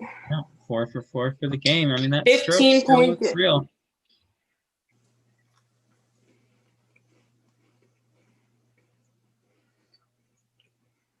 Gray ISO'd on Lillard. They get the switch with Steph, but Dame kind of throws it away almost. CJ now. No, Steph just could not. Yeah, do they it. got caught on switches. Nurkic made a quick decision there, and Steph wasn't going to do anything about it. 17-point lead still. Oh, God. Nice rebound by Wiseman. Yeah, James. But gets tied up by Covington. But good energy, though. I love it. Hate that decision by Oubre. Not only is he taking sort of an ill-advised, not open 3, but he's also has his foot on the line, too. So it would have just been That should have been a foul on Nurkic on that rebound. Yeah. Wiseman will get those calls, but he's a rookie. Should be able to win this tip, though, but getting fouls called on people is huge. Well, we saw at the end of the last quarter, Steph was able to really put nice. That's how you get. There we go. You see the difference that having Draymond in the game makes in that sort of play. He gets the ball off that That's tip how Oubre needs to get 3. Yeah. Yeah. The hard way. Yeah, Draymond with that immediate read, though, just gets the tip, knows exactly where the ball needs to go. Oubre finishes.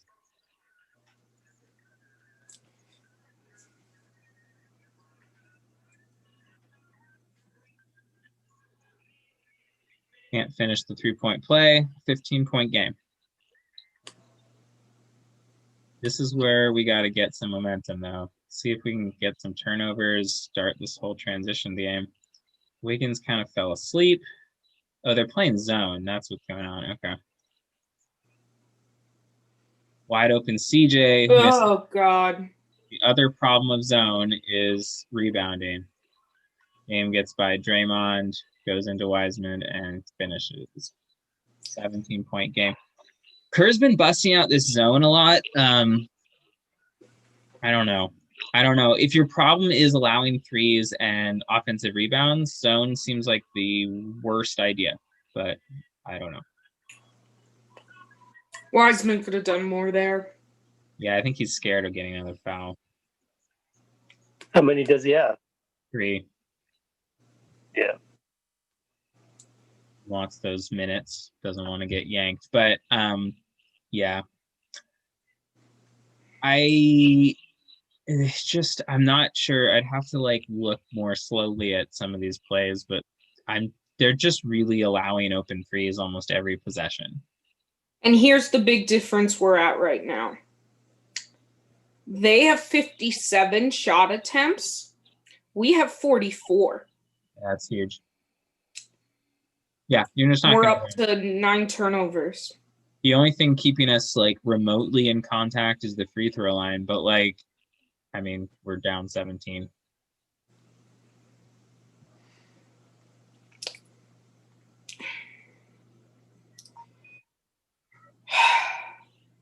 Yeah, I don't know what's going on defense. Like, why all of those threes are so wide open. I'm I not. don't know. The defense just didn't look right. Yeah, I'd have to look closer at what's happening in those rotations, but they're not fast enough. I mean, it's not like, I mean, Portland's just running sort of basic offense. It's not like they're doing anything crazy, but they're, I mean, a lot of it is those two guards are just getting downhill and kicking, and we're not rotating fast enough. And then on offense, it just looks jammed up. I mean, I think we're still very much kind of like in the we'll figure it out mode. So we got to be patient. I mean, we were just talking about how many weird results are going on and teams are playing strangely and all sorts of things. And so we can't react too much, but it's a little frustrating to see what seems like a step back after Detroit. That game was mostly a really positive step. Of course, Be right back. Portland's a lot better than Detroit. I keep wondering why I'm so tired, and then I'm realizing that it's past midnight here. Yeah, this is why living on the East Coast and being a Warriors fan sounds really hard. I remember in high school, I would like do this, even with live tweeting games. That's rough. All right, we got action back up again. Love to see Steph get going here a little bit. Oubre drives, misses it, but that's a much better shot for him. He should have made it. It's a great idea. Yeah. Oubre gets called for a foul there. He's trying to draw a charge on Dame, but he's got to just slide his feet. That isn't going to get called. No.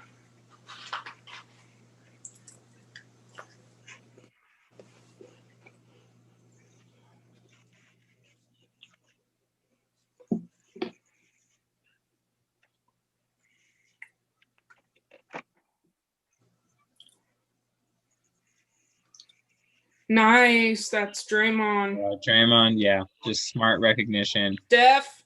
Fine Steph. Flash. There we go. There we go. The difference of having Draymond being able to grab and go on there. So many. He knows where to look for Steph. Yep. So many of those open threes Steph hits. Plus the turnover that he helped force there.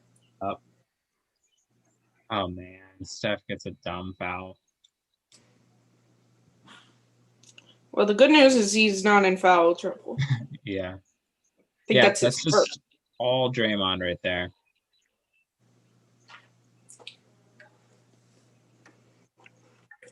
Juan comes in. Draymond had his 4 minutes.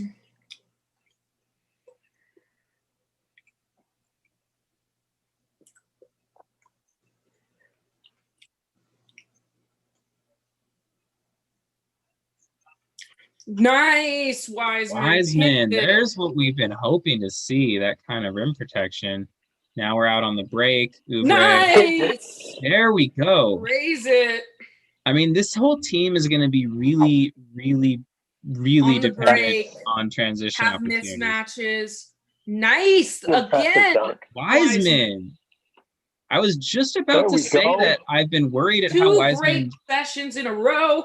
Nice pick there. And one. The pick there helps Juan get inside for the and one.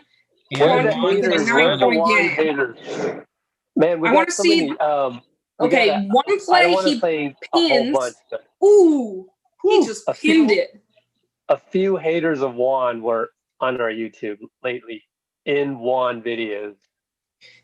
Well, he's attacking cancer. That's what you got to do. I was just about to be worried at like well, not worried, but just I was kind of thinking like, I wish Wiseman would bother these guard drives a little bit more, but immediately we just saw 2 in a row. Ah, it was good, Little and they press. immediately led to points on the other end. Yeah, I mean, Dame that's tough. from the hash, That's tough. I know. basically. That's See if the Steph same, goes back on him. yeah, same step problem. I don't know how you guard that. They're doubling Nice Steph. dish. Steph draws the Wiseman for the defense finish. into Wiseman under the basket. Easy dunk. Seeing Wiseman get a little more engaged on both ends in this Point. stretch. Let's go. Down to 10. Steph with 15, 5, and 5. Ooh, Dame got by Wiseman, drew the foul. That's just, man, Dame's so crafty with his body on those drives. So good. Yeah. But I want to see that dunk by Oubre again. yeah, that was Yeah, that was impressive. great hands there by Wiseman, countering our concerns or my concerns. Oh, Kerr's patting his head.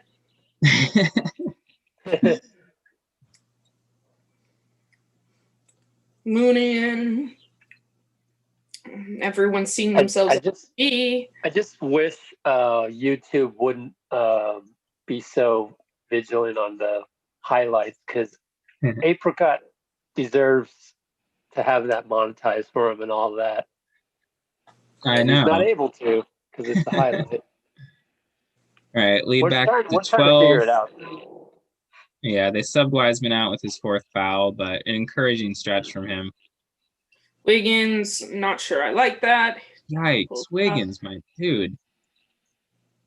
Really living the roller coaster of the Wiggins experience these last 2 games. All right, Oubre with the better closeout takes away that CJ 3. That's what we need. Good job by Looney coming up. Yeah, it's the difference of Looney is Wiseman can't get out there, but man, CJ just totally manipulated that whole pick and roll beautifully. Yeah, CJ and Dame are kind of getting where they want right now. Oh, Lord. Oubre.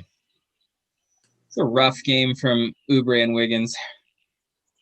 And wait for it. There it goes. Man. Steph is just mad. Yeah, that's really tough. They cut it to 10. Credit the Blazers for rallying right back and pushing it right back up to 17. We just don't have any answer for their guards right now. And obviously, that's their team.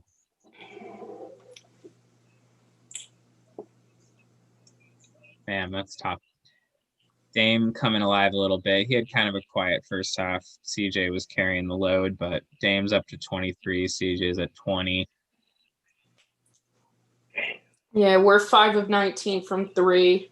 They are 15 of 31. That would be the difference.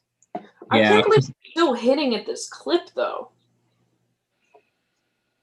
I mean, they started out 8 for 9, so they're 7 for 22 since then, which isn't amazing. But, you know, you start 8 for 9, you're going to have to go real cold to not look great.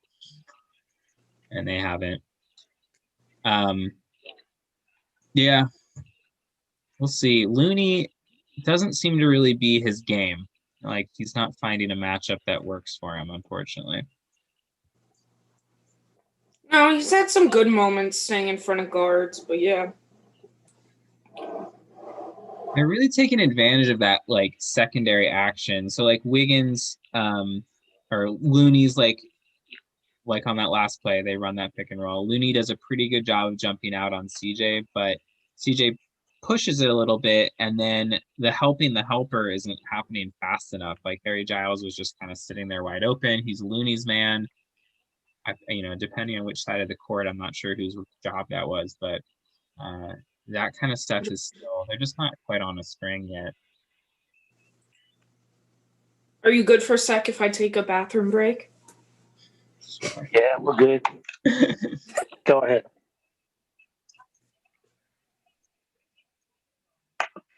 Okay. Got a Wiseman block highlight from the Warriors. Yeah.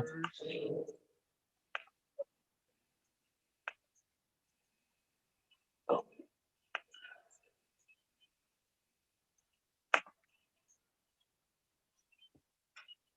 See if they just kind of ISO Steph on some simple plays a little bit, or at least just let him do things. I'm honestly more concerned that he only has 12 shot attempts than like his shooting percentage right now. With us down this big, you kind of just need him to try to push it a little bit, even if it's not like within the flow perfectly.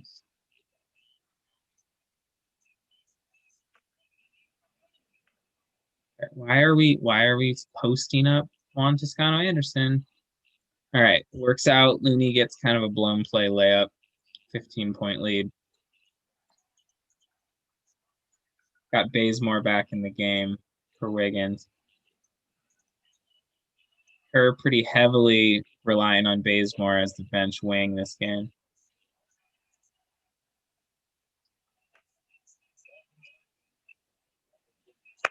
CJ is just getting to his spots every time. Hits another elbow jumper. Steph tries to make something happen, misses a three. And 17-point lead. Oh, man.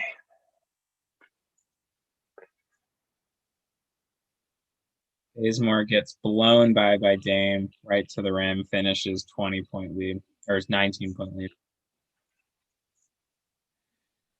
Blazers continue to put a big defender on Steph.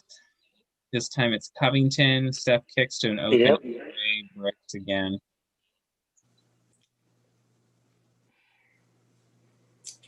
Oof. Well, Blazers, to their credit, have rebounded immediately to every Warriors push. You know what's interesting is the Warriors got to play the Blazers again in 2 nights, so it should be interesting to see how they counter that. Jones Jr. and Covington on Steph out there. Yeah, you've got that interesting like playoff aspect of the multiple. Oh my God. Why foul him? I never understand this. There's this like weird desire to like kind of slap at guys when they're ahead of you, clearly about to dunk. Just especially because it's Derrick Jones Jr. That's just, yeah, like Looney is like 3 steps behind him. Are you at all? Oh, he might get ejected if Brandon Ingram got ejected for that. No, they're not even reviewing it. That's like exactly the play Ingram got ejected for, though, was like swiping at the ball and whacking the guy in the head. Maybe they're reviewing it or just a timeout. Yeah, they're reviewing it. I think if there's any precedent Crazy play, I think that's a flagrant. I don't. Man. That's just an idiotic play. I don't know. I just completely. I hate because they always do that. That's like the same kind of thing, like with Danny Green, that he like swiped at Clay and hurt him.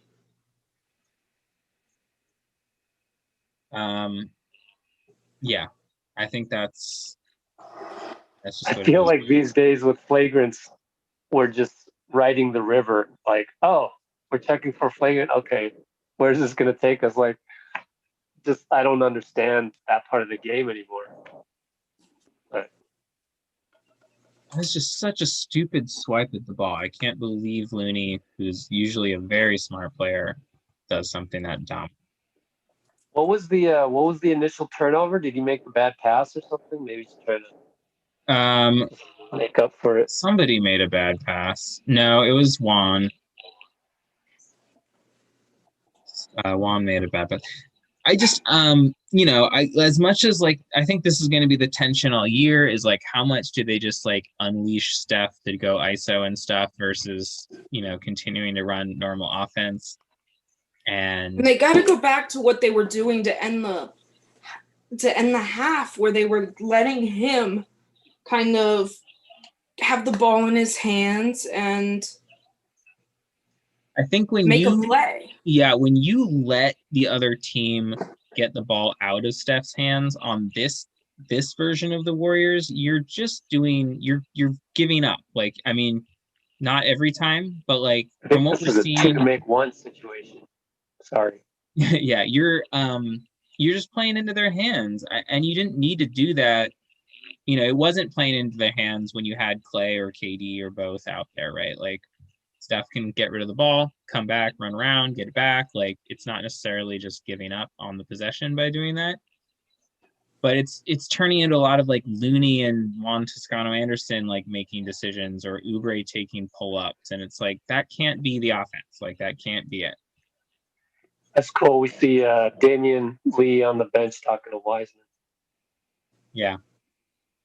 Flashes. Okay. Like, Jeez, Dame. Covington's. I think that was a bad screen. Yeah, thankfully. All right, come on, Steph. Okay. Steph gets a flyby, misses short. Luckily, we get the offensive rebound. Bazemore, ISO. Come on, pass. What are you doing? Bazemore. There we go. There we go. There we go. How'd you get ahead of me? Oh, am I now? Yeah, I don't know. He went to the restroom. That's what happened. No, but like, Oh, nice, Steph. Yeah, I don't know. Here, I'll pause for a That second. was a quick release. Yeah. I'm at Oh, man. Then they go right Down back. 19. And Derek Jones Jr. gets a wide open dunk. Just back cuts him. I'm at 307. Man, I'm at 305 now. I paused for a second. Okay. Oh, Lord. Oof. Okay. Steph, dangerous pass. Oubre gets it. Just gets clobbered and no foul call. Wow. Crazy nice save there by Harry Giles, diving on the floor and kicking And it back. Oubre also did not see it. Open Curry in the corner. Yeah. Oh, Jesus. This is getting bad. Oh, boy. Cantor, Nurkic, don't celebrate. You haven't done anything. Steph's just off his Damian, game man. entirely. What you got now? Steph misses an easy jumper. This is getting nowhere near close anymore. 24-point deficit.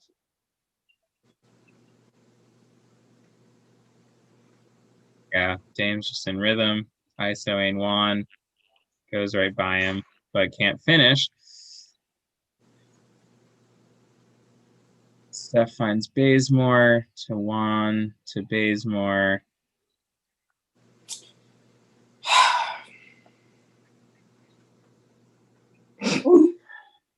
This just blew up real quick. Yeah, remember when it was the third quarter and this was a 7-point game, I think? 9-point game? Oh, Lord. Nice Looney on the block. This is losing any sort of hope. Oh, Oops. God. And 3. Total brick fest. They are 16 of 32 from 3. We are 6 of 25. As somebody just tweeted, can we roll the banners back up to the roof now? Yeah. Yeah. You know. Okay. All right. Juan is doing okay on these ISOs. Dame definitely thinks he like is gonna carve him up, and Juan's got the better of him on a couple of them. It's kind of cool to see two East Oakland guys going at it. Yeah, I hadn't thought about that. Just one exit apart from each other. Want But to think make about it. The Warriors, when they played Milwaukee, they lost by 50. Steph finally hits a 3. By Nice. 50. By about 50 the first night.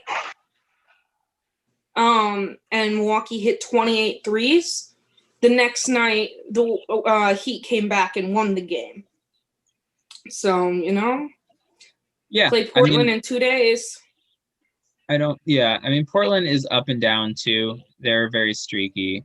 When they're hitting shots, it's tough, but they don't hit shots every game. You know, Dame was 0 for 11 from 3 in the previous game, you know. So I'm not convinced they're just like better. Steph! Ridiculous and one again. Wow. Yeah. He's That was hitting the hard absurd. one. So yeah, he's made 2 of that type of shot, but missed like 5 open threes. Dame trying to get into his body. Steph smartly gets the foul call and then throws up a prayer. And That's why you always throw it up. yeah.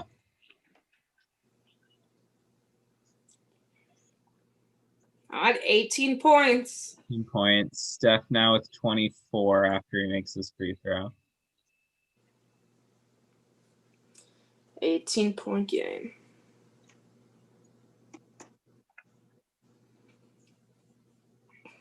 Yeah, it's a rough third. That was a really rough third.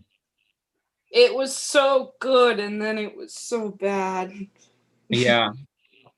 Yeah, you look at the third quarter score after CJ's going to ISO on Wiggins, misses the jumper. Games follow, doesn't count. Yeah, I mean, they only won the third by 6. Ow. But Damn. I wish Didn't I could count, but damn, that looked nice. Yeah, I wish I could see the splits of like first chunk of the third versus second chunk of the third. I mean, we could count it up, but I don't really feel like doing that. Yeah, that sounds difficult. But seriously, I think we narrowed it to, if I'm not mistaken, at 10 or 9, and then they just went on a monster run. Let's see. We went on a little run, starting with the 3 from Steph to put it at 14. Dunk by Oubre, 12. Juan makes it 10. Free throw makes it 9. Lillard hits back up to 12. Wiseman takes it to 10. Then the Blazers go on another little run, push it back up to 17. Yeah, that 7-minute stretch, what was it? 76-67 was the closest we got. So that's 10. 22 to 13. 9. Yeah. Wait, no, that doesn't make any sense. We got it down to 9, so that would have been... Yeah, 76-67 was the closest score. And then they go on a 22 to... And my math is all over the place. Yeah. What was it, 67? Yeah, 76 to 67. So that means they went on a... We had 13, then they... The 22 to 13. It's not actually that insane of a run as it feels, but it's just the tide. Well, no, but we ended it with like that Steph 3-point play. Yeah, Steph scored 6 in a row to close the quarter, and so it felt like a much bigger run. Because it was. It would have been 20 to 7 before those Steph plays. Yeah. Yeah, they went on a 20 to 7 run. That's really the way to think about it. Notably, I was looking at the play-by-play. That run is started immediately when Wiseman leaves the court. Again, hard to know the causality of any of that, but just... Wow, Vic, thank you again. Vic just is going crazy. Wow. Nice. All right. The optimism and dropping dollars. Thank you. Feel Start like of the stripper fourth. in the club over here. Start of the fourth, we got Wiggins, Wanamaker, Pascal, Damian, and Bays. They start with Nurkic, Derek Jones Jr., CJ, Melo, and Pascal just misses that cutter every time and then throws a completely insane pass through the middle of 5 people and gets it picked. Good defense by Wanamaker there. Forces the miss. Oh, Jesus. Jesus Christ. Pascal with the great hustle, but Melo beats him to it. That was just a bad pass by Wanamaker. You'd think a veteran would do better. Seeing the delayed ugliness. Like, how on a 2-on-1 do we not get the shot up? Yeah, he not only doesn't space out, like they're both running on the same side together, but then he just throws it at his knees. Wiggins. Derek Jones tries the up and under, misses. Yeah. Grab the rebound. Oh, Pascal, nice drive Pascal. on Nurk. Pascal's making this small ball center thing seem like a decent idea in the future. Interesting to see. We'll see on this end, though. This is where I'm a little worried. Wow, nice. Well, right there. What? They called a foul. Yeah. I thought that was clean. I thought Wiggins just poked it free. So it looks like they're zoning it up when Pascal's in the game as the small ball center, which is smart because like he's not going to guard Nurkic. Well, no, now they're out of his zone. They switched back. Kerr's been kind of all over the place with these defensive coverages. I'm Well, I interested. think they'll go zone like when they're coming down. This is side out. They'll do a man Yeah, on the side. they've flipped back and forth. It's been interesting.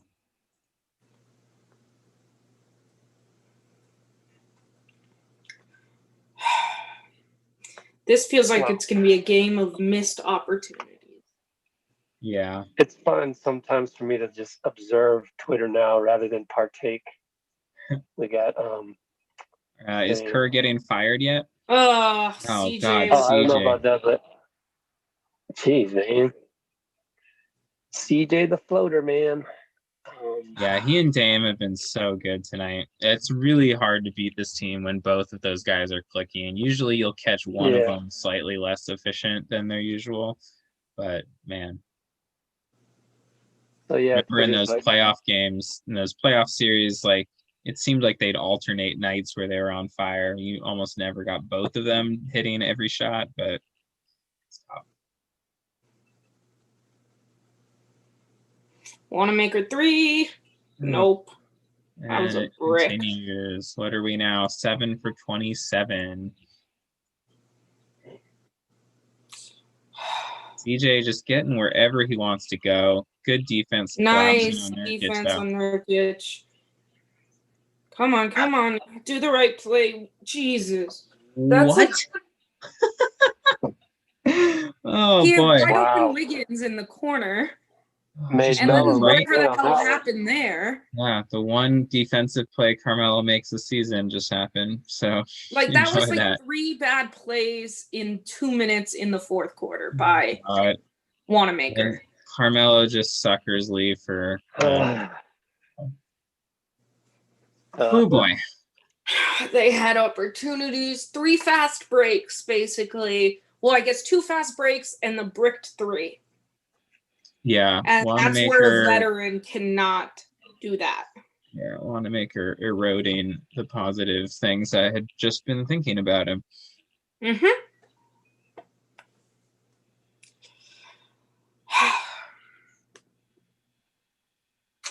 Back up to what, 21?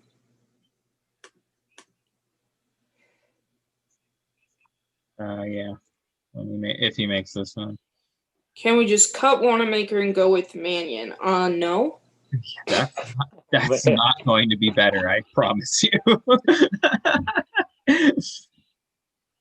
No, I mean, I think Nico has a following, though. He has a following. Like, I like Nico a lot. He's got the most views for our video. Nice job by Wiggins to drive in, draw contact. Yeah, I mean, Mannion was a huge star in high school. Yeah, I'm excited to see him play at some point this year. I'm sure we'll see it, but he's not the answer. I'll tell you that. Well, not yet. I feel like Nurkic is one of those players that's just kind of invisible on the court. Like, he'll make a good play or two, but otherwise, you don't really notice him.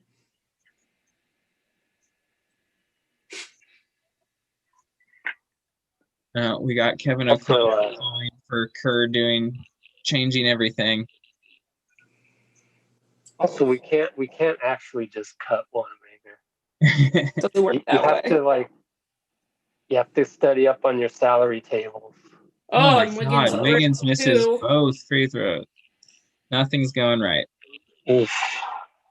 This could be a possible game that gets even worse than this, given sort of the trends that are happening here. I'm going to say we're not going to see more Steph. Yeah. Wanamaker made a good play, and the defense makes us stop. Pascal hits, no. I mean, I don't mind him taking that. It's kind of like, who else is generating offense on this unit? But it looks bad. I would like to see Damian Lee shoot a little. Yeah, it looks bad when Pascal misses that, but is what it is. Rare CJ miss. We'll take it. Wiggins drives in on CJ Nice. and one. Nice. Yeah, smart recognition that CJ has no chance of standing up Smaller to him. guy, yeah. Yeah.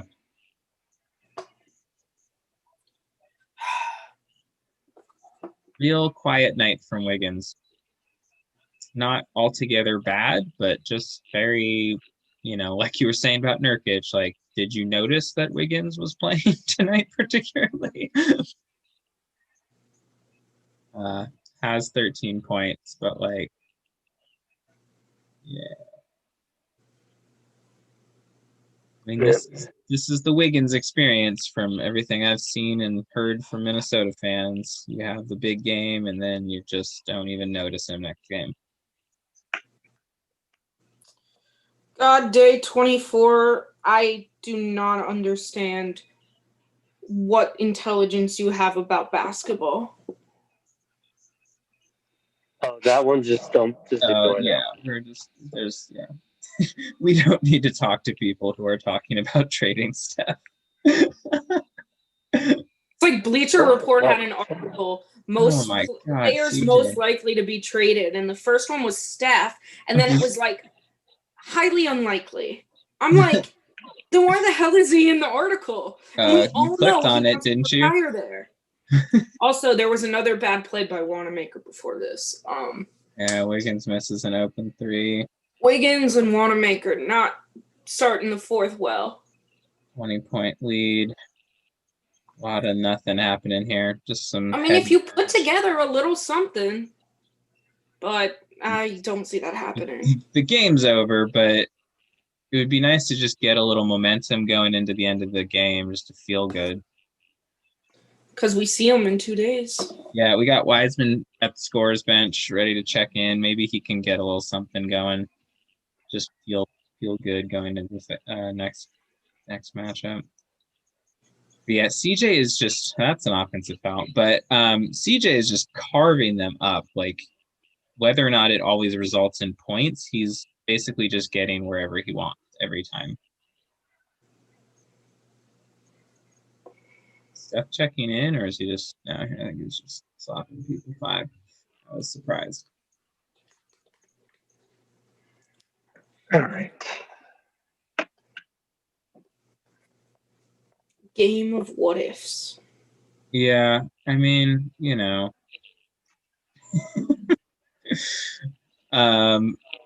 we'll see. If they come back and they beat them next game, then we just throw up our hands and go, I don't know, this season's weird. They're figuring it out. Also, Geico has the worst commercials. I cannot. Really? Oh, we got an I Smile dental commercial. Oh, I got a clogging. Yeah, I hope we get some Wiseman minutes that are productive down the stretch. Get him some points. He's been having trouble staying on the court with fouls. They'll probably put Poole in a little bit. Yeah, it's true. I haven't seen Poole. Yeah. Mulder barely either. I mean, I think this is the lineup. I agree with Kerr. Like, if you're trying to win games, Mulder and Poole have got to be the last two on your rotation. It would be nice if Lee had made any of his threes, but he's the second lead. The 2 leading rebounders on the Warriors right now are Steph and Damian Lee. Yeah. Which is damning by faint praise or whatever, right? Cool that Steph has 8 rebounds. Steph should not be your leading rebounder. Draymond has 14 minutes played. Yeah, this is sort of what I was talking about earlier, and then we wanted to be optimistic.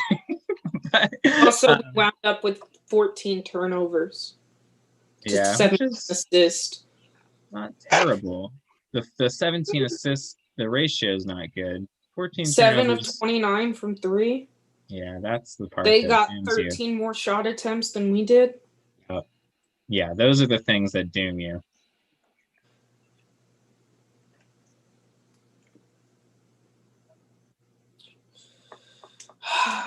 Gosh. Yeah, then they got back-to-back coming up. They have Schedule 11 is so fields. tough. The what? They have this schedule's rough. Yeah, but I think it's rough for every team because they're trying to squeeze 72 games into, That's just July. Draymond and Steph. Yeah, and Steph and Wiseman. Well, one last gasp. Yeah, I think if I'm Kerr, this is purely about establishing some continuity for the next game with this lineup, right? And also just getting Draymond more minutes so he can get his win. Nice drive there by Wiggins. Gets fouled. They're playing Damian Lee in the Oubre spot right now. Rough game from Oubre tonight. Pretty rough. Not just the 4 shooting. for 12. A lot of bad decision making.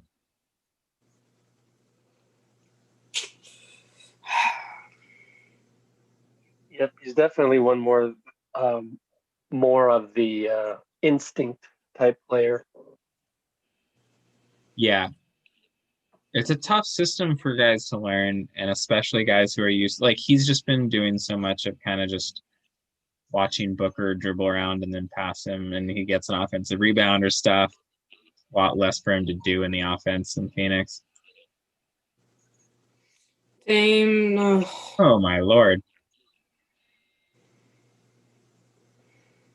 Well, nothing you can do about that. From Pacific Heights. Yeah. That you just shrugged.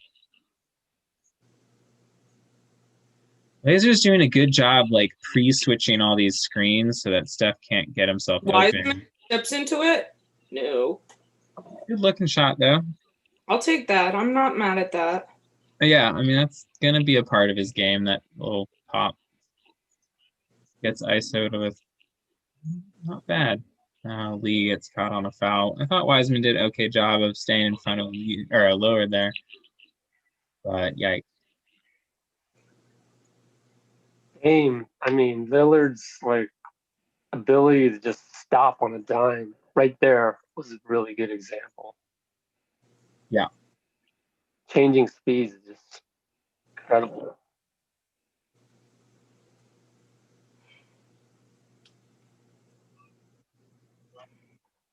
And we're up to 23, or about to be 23.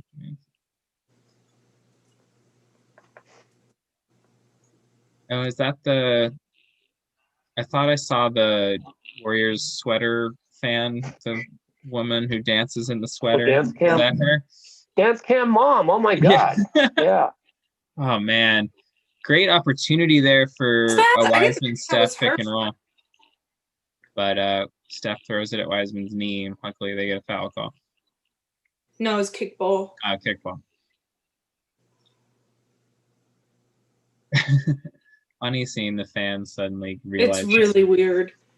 All right, we get another Steph Wiseman pick and roll. They double Steph, but not really effectively. He goes all the way in. Wiggins. Travel. Yikes. Oh, they really just can't get anything going. Nothing at all. And anything they do, the Blazers have an answer.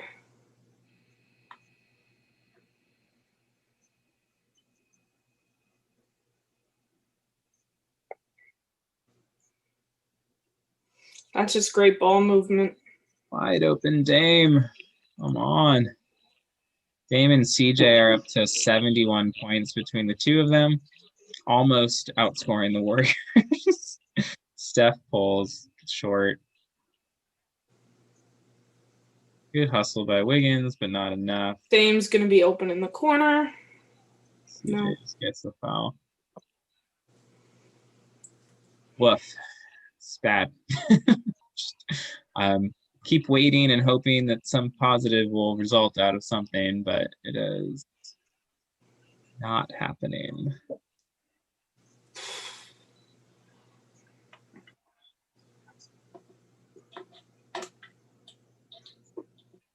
Just to address people in the YouTube chat here, thanks for still watching, by the way. it's a huge blowout and you're still here, so that's cool. But yeah, we're definitely not gonna be worse than last season. That's a ridiculous idea. Last season we were basically just playing a third string roster, and that's not gonna happen. You know, we're gonna be 2-3. The Bucks were 2-3 until tonight. Like, it's not the end of the world. We still have a long season to go. We always knew that this group of guys were going to take some time to get used to each other, and nothing has changed. It'd be nice if they were losing closer games, but you know, it is what it is. Draymond with his first 3-point attempt of the year goes out. Mulder in the Lee role right now. Oh my God, they just can't miss. Mellow. 30-point now. I'm still Yeah. killing ants over here, by the way. For anyone that cares, for the first time this season, the Warriors are going to be wearing something other than white on Sunday. Oh yeah. What do you got? Oh, just an FYI, they either tweeted or Instagrammed or both their uniform schedule. So if you guys want to look at that. So what do they got for a couple days from now? Sunday, statement, both teams. So the red for What's that Portland mean? and across the bay. Oh, yeah. I don't like those names, but I don't know that there's another answer for that. It's just Oh, I've confusing. gotten used to them, working.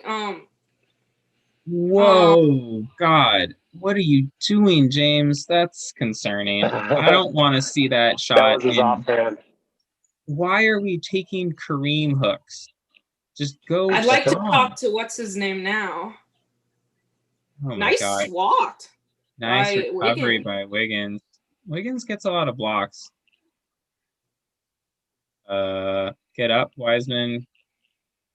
Ooh, I think he's. No. Oh, no. What the heck?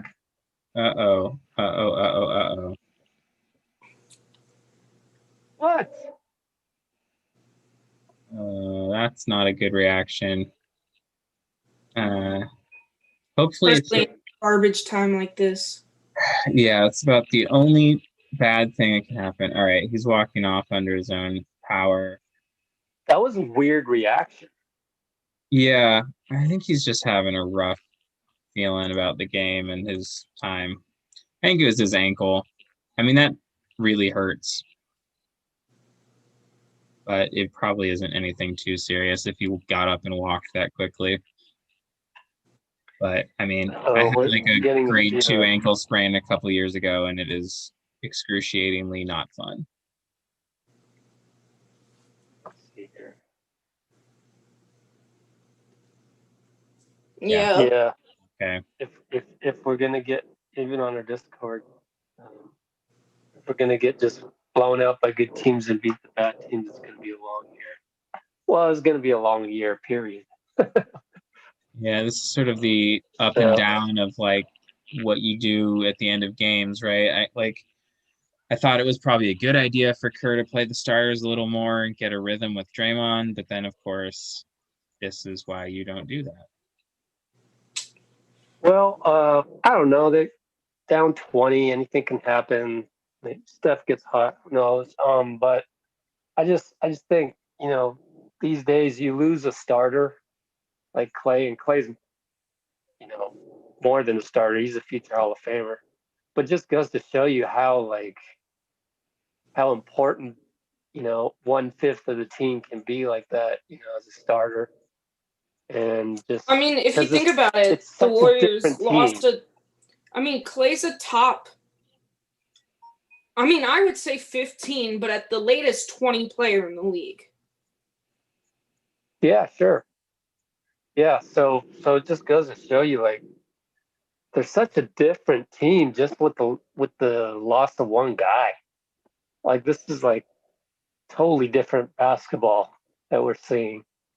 So it's tough. It's just tough. Yeah. Well, let's hope Wiseman's okay. Well, maybe something other than white uniforms will do well. Okay, let's see. Here's the replay. I just rolled it. Non-contact. Trying to cut. Oh God, that gives me like flashbacks. I don't want to see his ankle do that. I totally missed that Steph made that shot, by the way. I didn't realize. I know, right? Steph's really got that inside-out dribble going this year. Yeah. Well, looks like we finally get all the starters rested. Or saw enough. We get Jordan Poole in even last 3 minutes. Mulder. Both teams resting everybody. Except for Covington's still in, randomly. Yeah, that is odd. Oh, I think it's because Hood got injured. Yeah. So they just don't have the bodies to have a full bench squad without having a weird lineup with like multiple centers and stuff.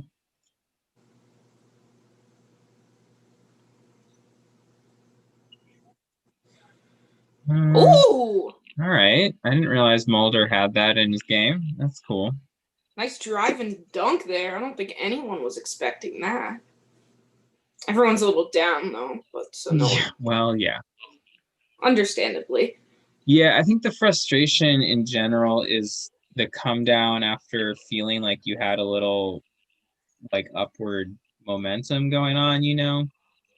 Second half of Chicago, and then most of the Detroit game looking better, and then you kind of hoped you could keep building on that. And today was a way back to the beginning of the year.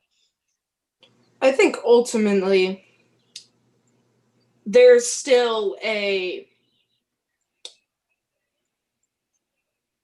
I guess, solemnness to them. Whoa. Since everyone thought Clay would be back, and then all of a sudden, he looked great, and then another fluke injury happens, and I think that's just for a team that was starting to, say we're feeling good, we're looking forward to the year, we have a top pick, and then on draft night that happens.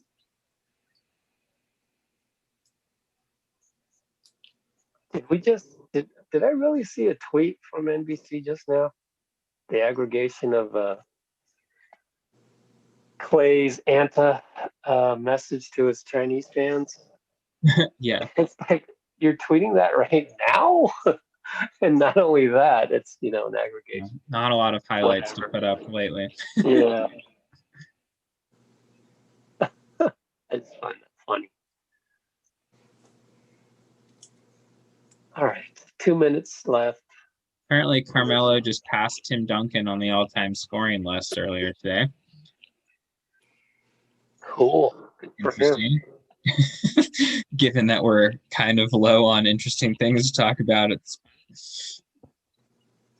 as we watch another 30-point loss. Yeah, I like being 3-2 after this schedule isn't remotely shocking to me, but I just... You mean 2 and 3? 2 and 3, yeah. I'm not surprised by being 2 and 3. We've lost to the teams that I would have expected us to lose to, but 3 losses being 30 plus. Yeah. Yeah, you would like to be competitive at least. Well, that's the thing. Like, I've noticed, like, games this year, they're either not competitive or extremely competitive. So they're either going down to the last 2 minutes or they're completely over. Yeah, I agree. I feel like I've only seen a couple games that have just been like, well, they kind of just maintained a 9-point lead and it just kind of was never. He had one of those earlier in the season. Almost toppled my iPad. On Christmas, against New Orleans. But yeah, it's not been that many because you just keep getting highlights after highlights of game winners. Wow, we've got some real hot nonsense happening in the YouTube chat. Well, I don't even want to know. I appreciate you guys watching, but like, come on. Yeah, we are still the same team we were, which is that you hope in about 15 games, this looks like a team that will compete for the bottom half of the playoff race, and that's where we've been. Obviously, Yeah. playing like this isn't going to cut it, but they're not going to play like this all year. Yeah, the Warriors are probably not going to be good enough to be like sixth, but according to the new playoff rule, it's really good to be in the top six. Once you're in 7, 8, 9, 10, that gets tough because then it's like 9 plays 10, the Finish on winner a plays roll. 8, and then 8 plays 7 or something like that, and it's tough versus a plain old 6 seed. You're there and you're waiting for the next. You just play In the my third. podcast, Yeah. we did previews that I host. We did previews of like the different conferences. Now, the West was a little different. But like, to be honest, most of the teams, arguably their 1 through 6 are practically solidified in a lot of ways. If teams play like they supposedly should, you know? All right, so the 6 being, LA, Portland, Denver, Utah, maybe. I actually mine was actually both LA's, Denver, Dallas. Not in any order. I mean, but yeah. No. Oh, you have Dallas, Utah, and then I actually have the 6, 7 interchangeable as either Portland or Houston, depending on everything that ends up in Yeah, Houston. I don't even know how to think about Houston because who knows what that looks like in exactly. Well, I mean, I think the bottom line is hearing those teams, the Warriors are not going to be in the top 6. So they're in that tough spot where you're 7, 8, 9, 10. But yeah, man, my guess. Let's just try to get in. My guess is the West is going to be really tight. I mean, I think the only 2 teams that I think are actually significantly better than the other squads are the 2 LA teams, and then the rest, like, I agree with the teams you mentioned that should all be in, but like they're going to be separated by like a game or 2, right? Who are looking really good. Suns are looking good. Yeah. The Grizzlies, I would have called them within. They're going to be done. But the fact John Morant is down, and I believe Jaren Jackson Jr. is still out. Yeah, New Orleans hasn't looked good, or have had brief moments. Yeah, I mean, to be fair, like it's hard to really think about anything right now. I mean, Orlando is 4-1, so like I don't know, they're not going to be the best team in the East at the end of the year. See, I feel like the 6 in the East are much easier than in the West. Yeah, probably. Because the 6 in the East, you go Milwaukee, Brooklyn, Miami, Boston, Toronto. I'd imagine will turn things around. Yeah, probably Atlanta or Indiana or Philly. I have Philly. Yeah. But then the whole 4 from there, you have Indiana, Orlando, Atlanta, Washington. So. Yeah. Like, I think Atlanta game's over. solidly gets in. Oh, yeah. Haven't been actually looking at it in a little bit. Yeah, so what was I going to say? We're definitely not trading Wiggins and a Minnesota pick for Buddy Hield person in the YouTube comments. That's most wild thing I've ever seen suggested for a trade rumor.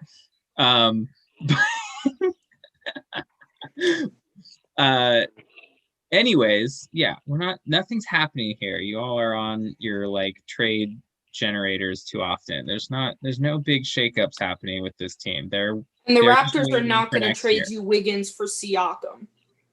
Yeah, everybody's got to go learn how to look at salary cap tables, and then all these ridiculous suggestions kind of go away because there's certain rules in the NBA, and there's certain guys on certain teams that are kind of stuck where they are, and vice versa with the Warriors. And so if you just start looking at some salary cap tables, you'll start to understand how the NBA really works. It's really not like a video game. You know, you can just trade this guy, that guy. There's a Yeah. whole lot of other stuff involved.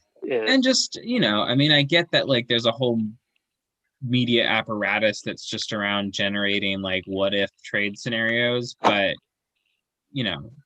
most of those don't happen. There isn't going to be some big shakeup. Also, we know the Warriors are doing. They're really kind of waiting till next year. I mean, Now, they still what think they have a contending team when they're healthy, and I would agree. They just, they're not going to blow a bunch of assets trying to do a thing for this year when they know they have has to plywood. happen for us to keep the Minnesota pick again? Top three. So Minnesota gets it if they have the top three picks. Otherwise, we get it no matter what. Other than that, part of that is chance too. You know, the lottery. So we want them to do kind of well. No, we want them to do very badly, but not the worst, basically. Yeah, fourth worst, but then you got to depend on the lottery too. So not really the fourth worst because you never know what happens in the lottery. Well, because you don't want to worry about it getting 1, 2, 3. But I mean, regardless, Exactly. They're not going to be good for a few years. Then you get it unprotected the next year, no matter what. I mean, if you get in the lottery, I mean, Minnesota's going to be a lottery team. I think we're just, it's hard to know how those bottom teams fall out. So much of it has to do with like, how injured is Ja Morant? If he's out for most of the season, then Memphis is suddenly one of the worst couple teams in the league, right? And you don't even know. So we'll see. I mean, because you have a strong top 10 pick in that draft. You have something. Right. Oh, for sure. We definitely want this pick somehow. So, I mean, there's a lot of good guys that are going to be coming out. So I guess, just for the sake of wrapping this game, like we're playing this team next game. What are some thoughts for how it can go better beyond shot making? Well, I think I don't want to say there's no way it can get worse, but there is definitely ways it can get worse. I think we need to hit shots, especially open ones. We need to work on switching. And screening. Wait a minute. I don't think we're gonna have Wiseman. Right? That ankle looked pretty bad. And then who else? Oh my goodness, we're so small.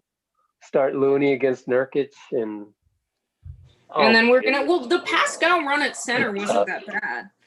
Yeah, but you can't have 25 minutes of that. I don't know. I don't even want to think about it.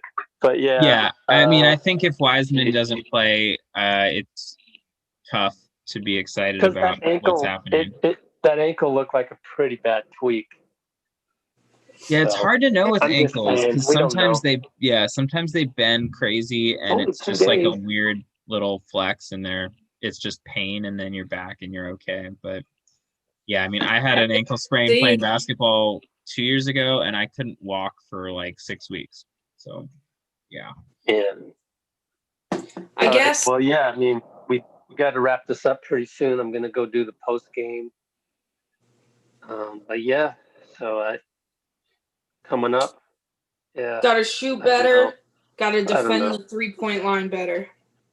Yeah, we're all in a bummed out mode, especially if it means that Wiseman's missing any real significant time. That's like literally the worst possible. Well, not the worst possible, but maybe the second worst possible thing that could happen. Positionally, because really bad.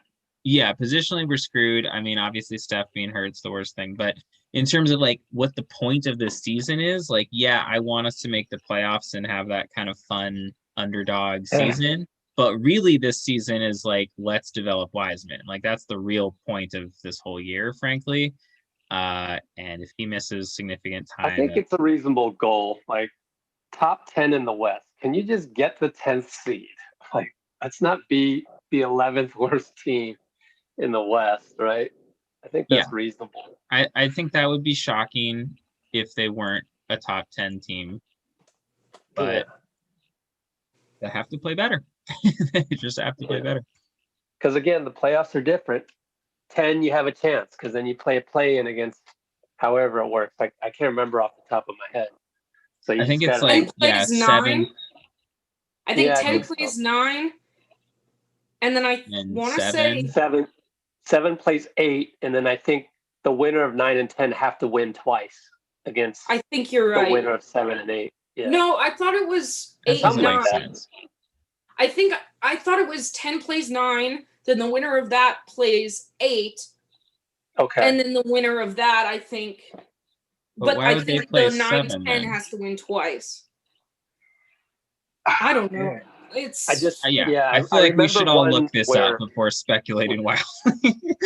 Well, I actually I would just look at my tweets because somebody has it. Somebody made a little nice summary of it. I can't remember who. Bobby Marks, maybe Mark Stein. I think it was Mark Stein. Actually, it was in Mark Stein. He has this newsletter, and it's in one of his weekly newsletters. It's a really good newsletter from the New York Times, and it's free. So it's somewhere in my email, and I'll go look at it at some point. Maybe not. Depends on how much Warriors content is coming up. But yeah, let's wrap it up because I got to do the post game. But thanks, guys, for being on one more time, and we'll see you in a couple days, right? How about you guys around a couple nights? Yeah, I think so. Okay, yeah. cool. Also, do you want me to just say it's really quick what it is? Sure. What is what? The play-in. Okay, so Oh, the yeah. And then we'll 7, cut it. the 7, 8 play each other. Okay. Then the winner is the 7th seed. Then Okay. the 9th plays the 10th, Yeah. and then And then they the play 8. loser of the 7, 8 game hosts the Yeah. winner of the 9, 10 game, and yeah. Yeah. Cool. It's like a mini double elimination down there. Kind of It's cool. kind of interesting. I like it. I actually like it. It's really cool. Let me kill a couple more ants here, and then yeah, and then man, I don't know where they're coming from. That's the problem. Yo, man, you gotta get some like So, taro. anyways, yeah, or boric acid. Yeah. Warriors could use your shooting percentage on those ants. They're not. It's not that great, actually. All right, maybe you'd fit right in with them. Yeah. All right then. So let's cut the stream, and we'll see you in 48 hours or less. All right. Sounds See you good. guys. Bye. Bye.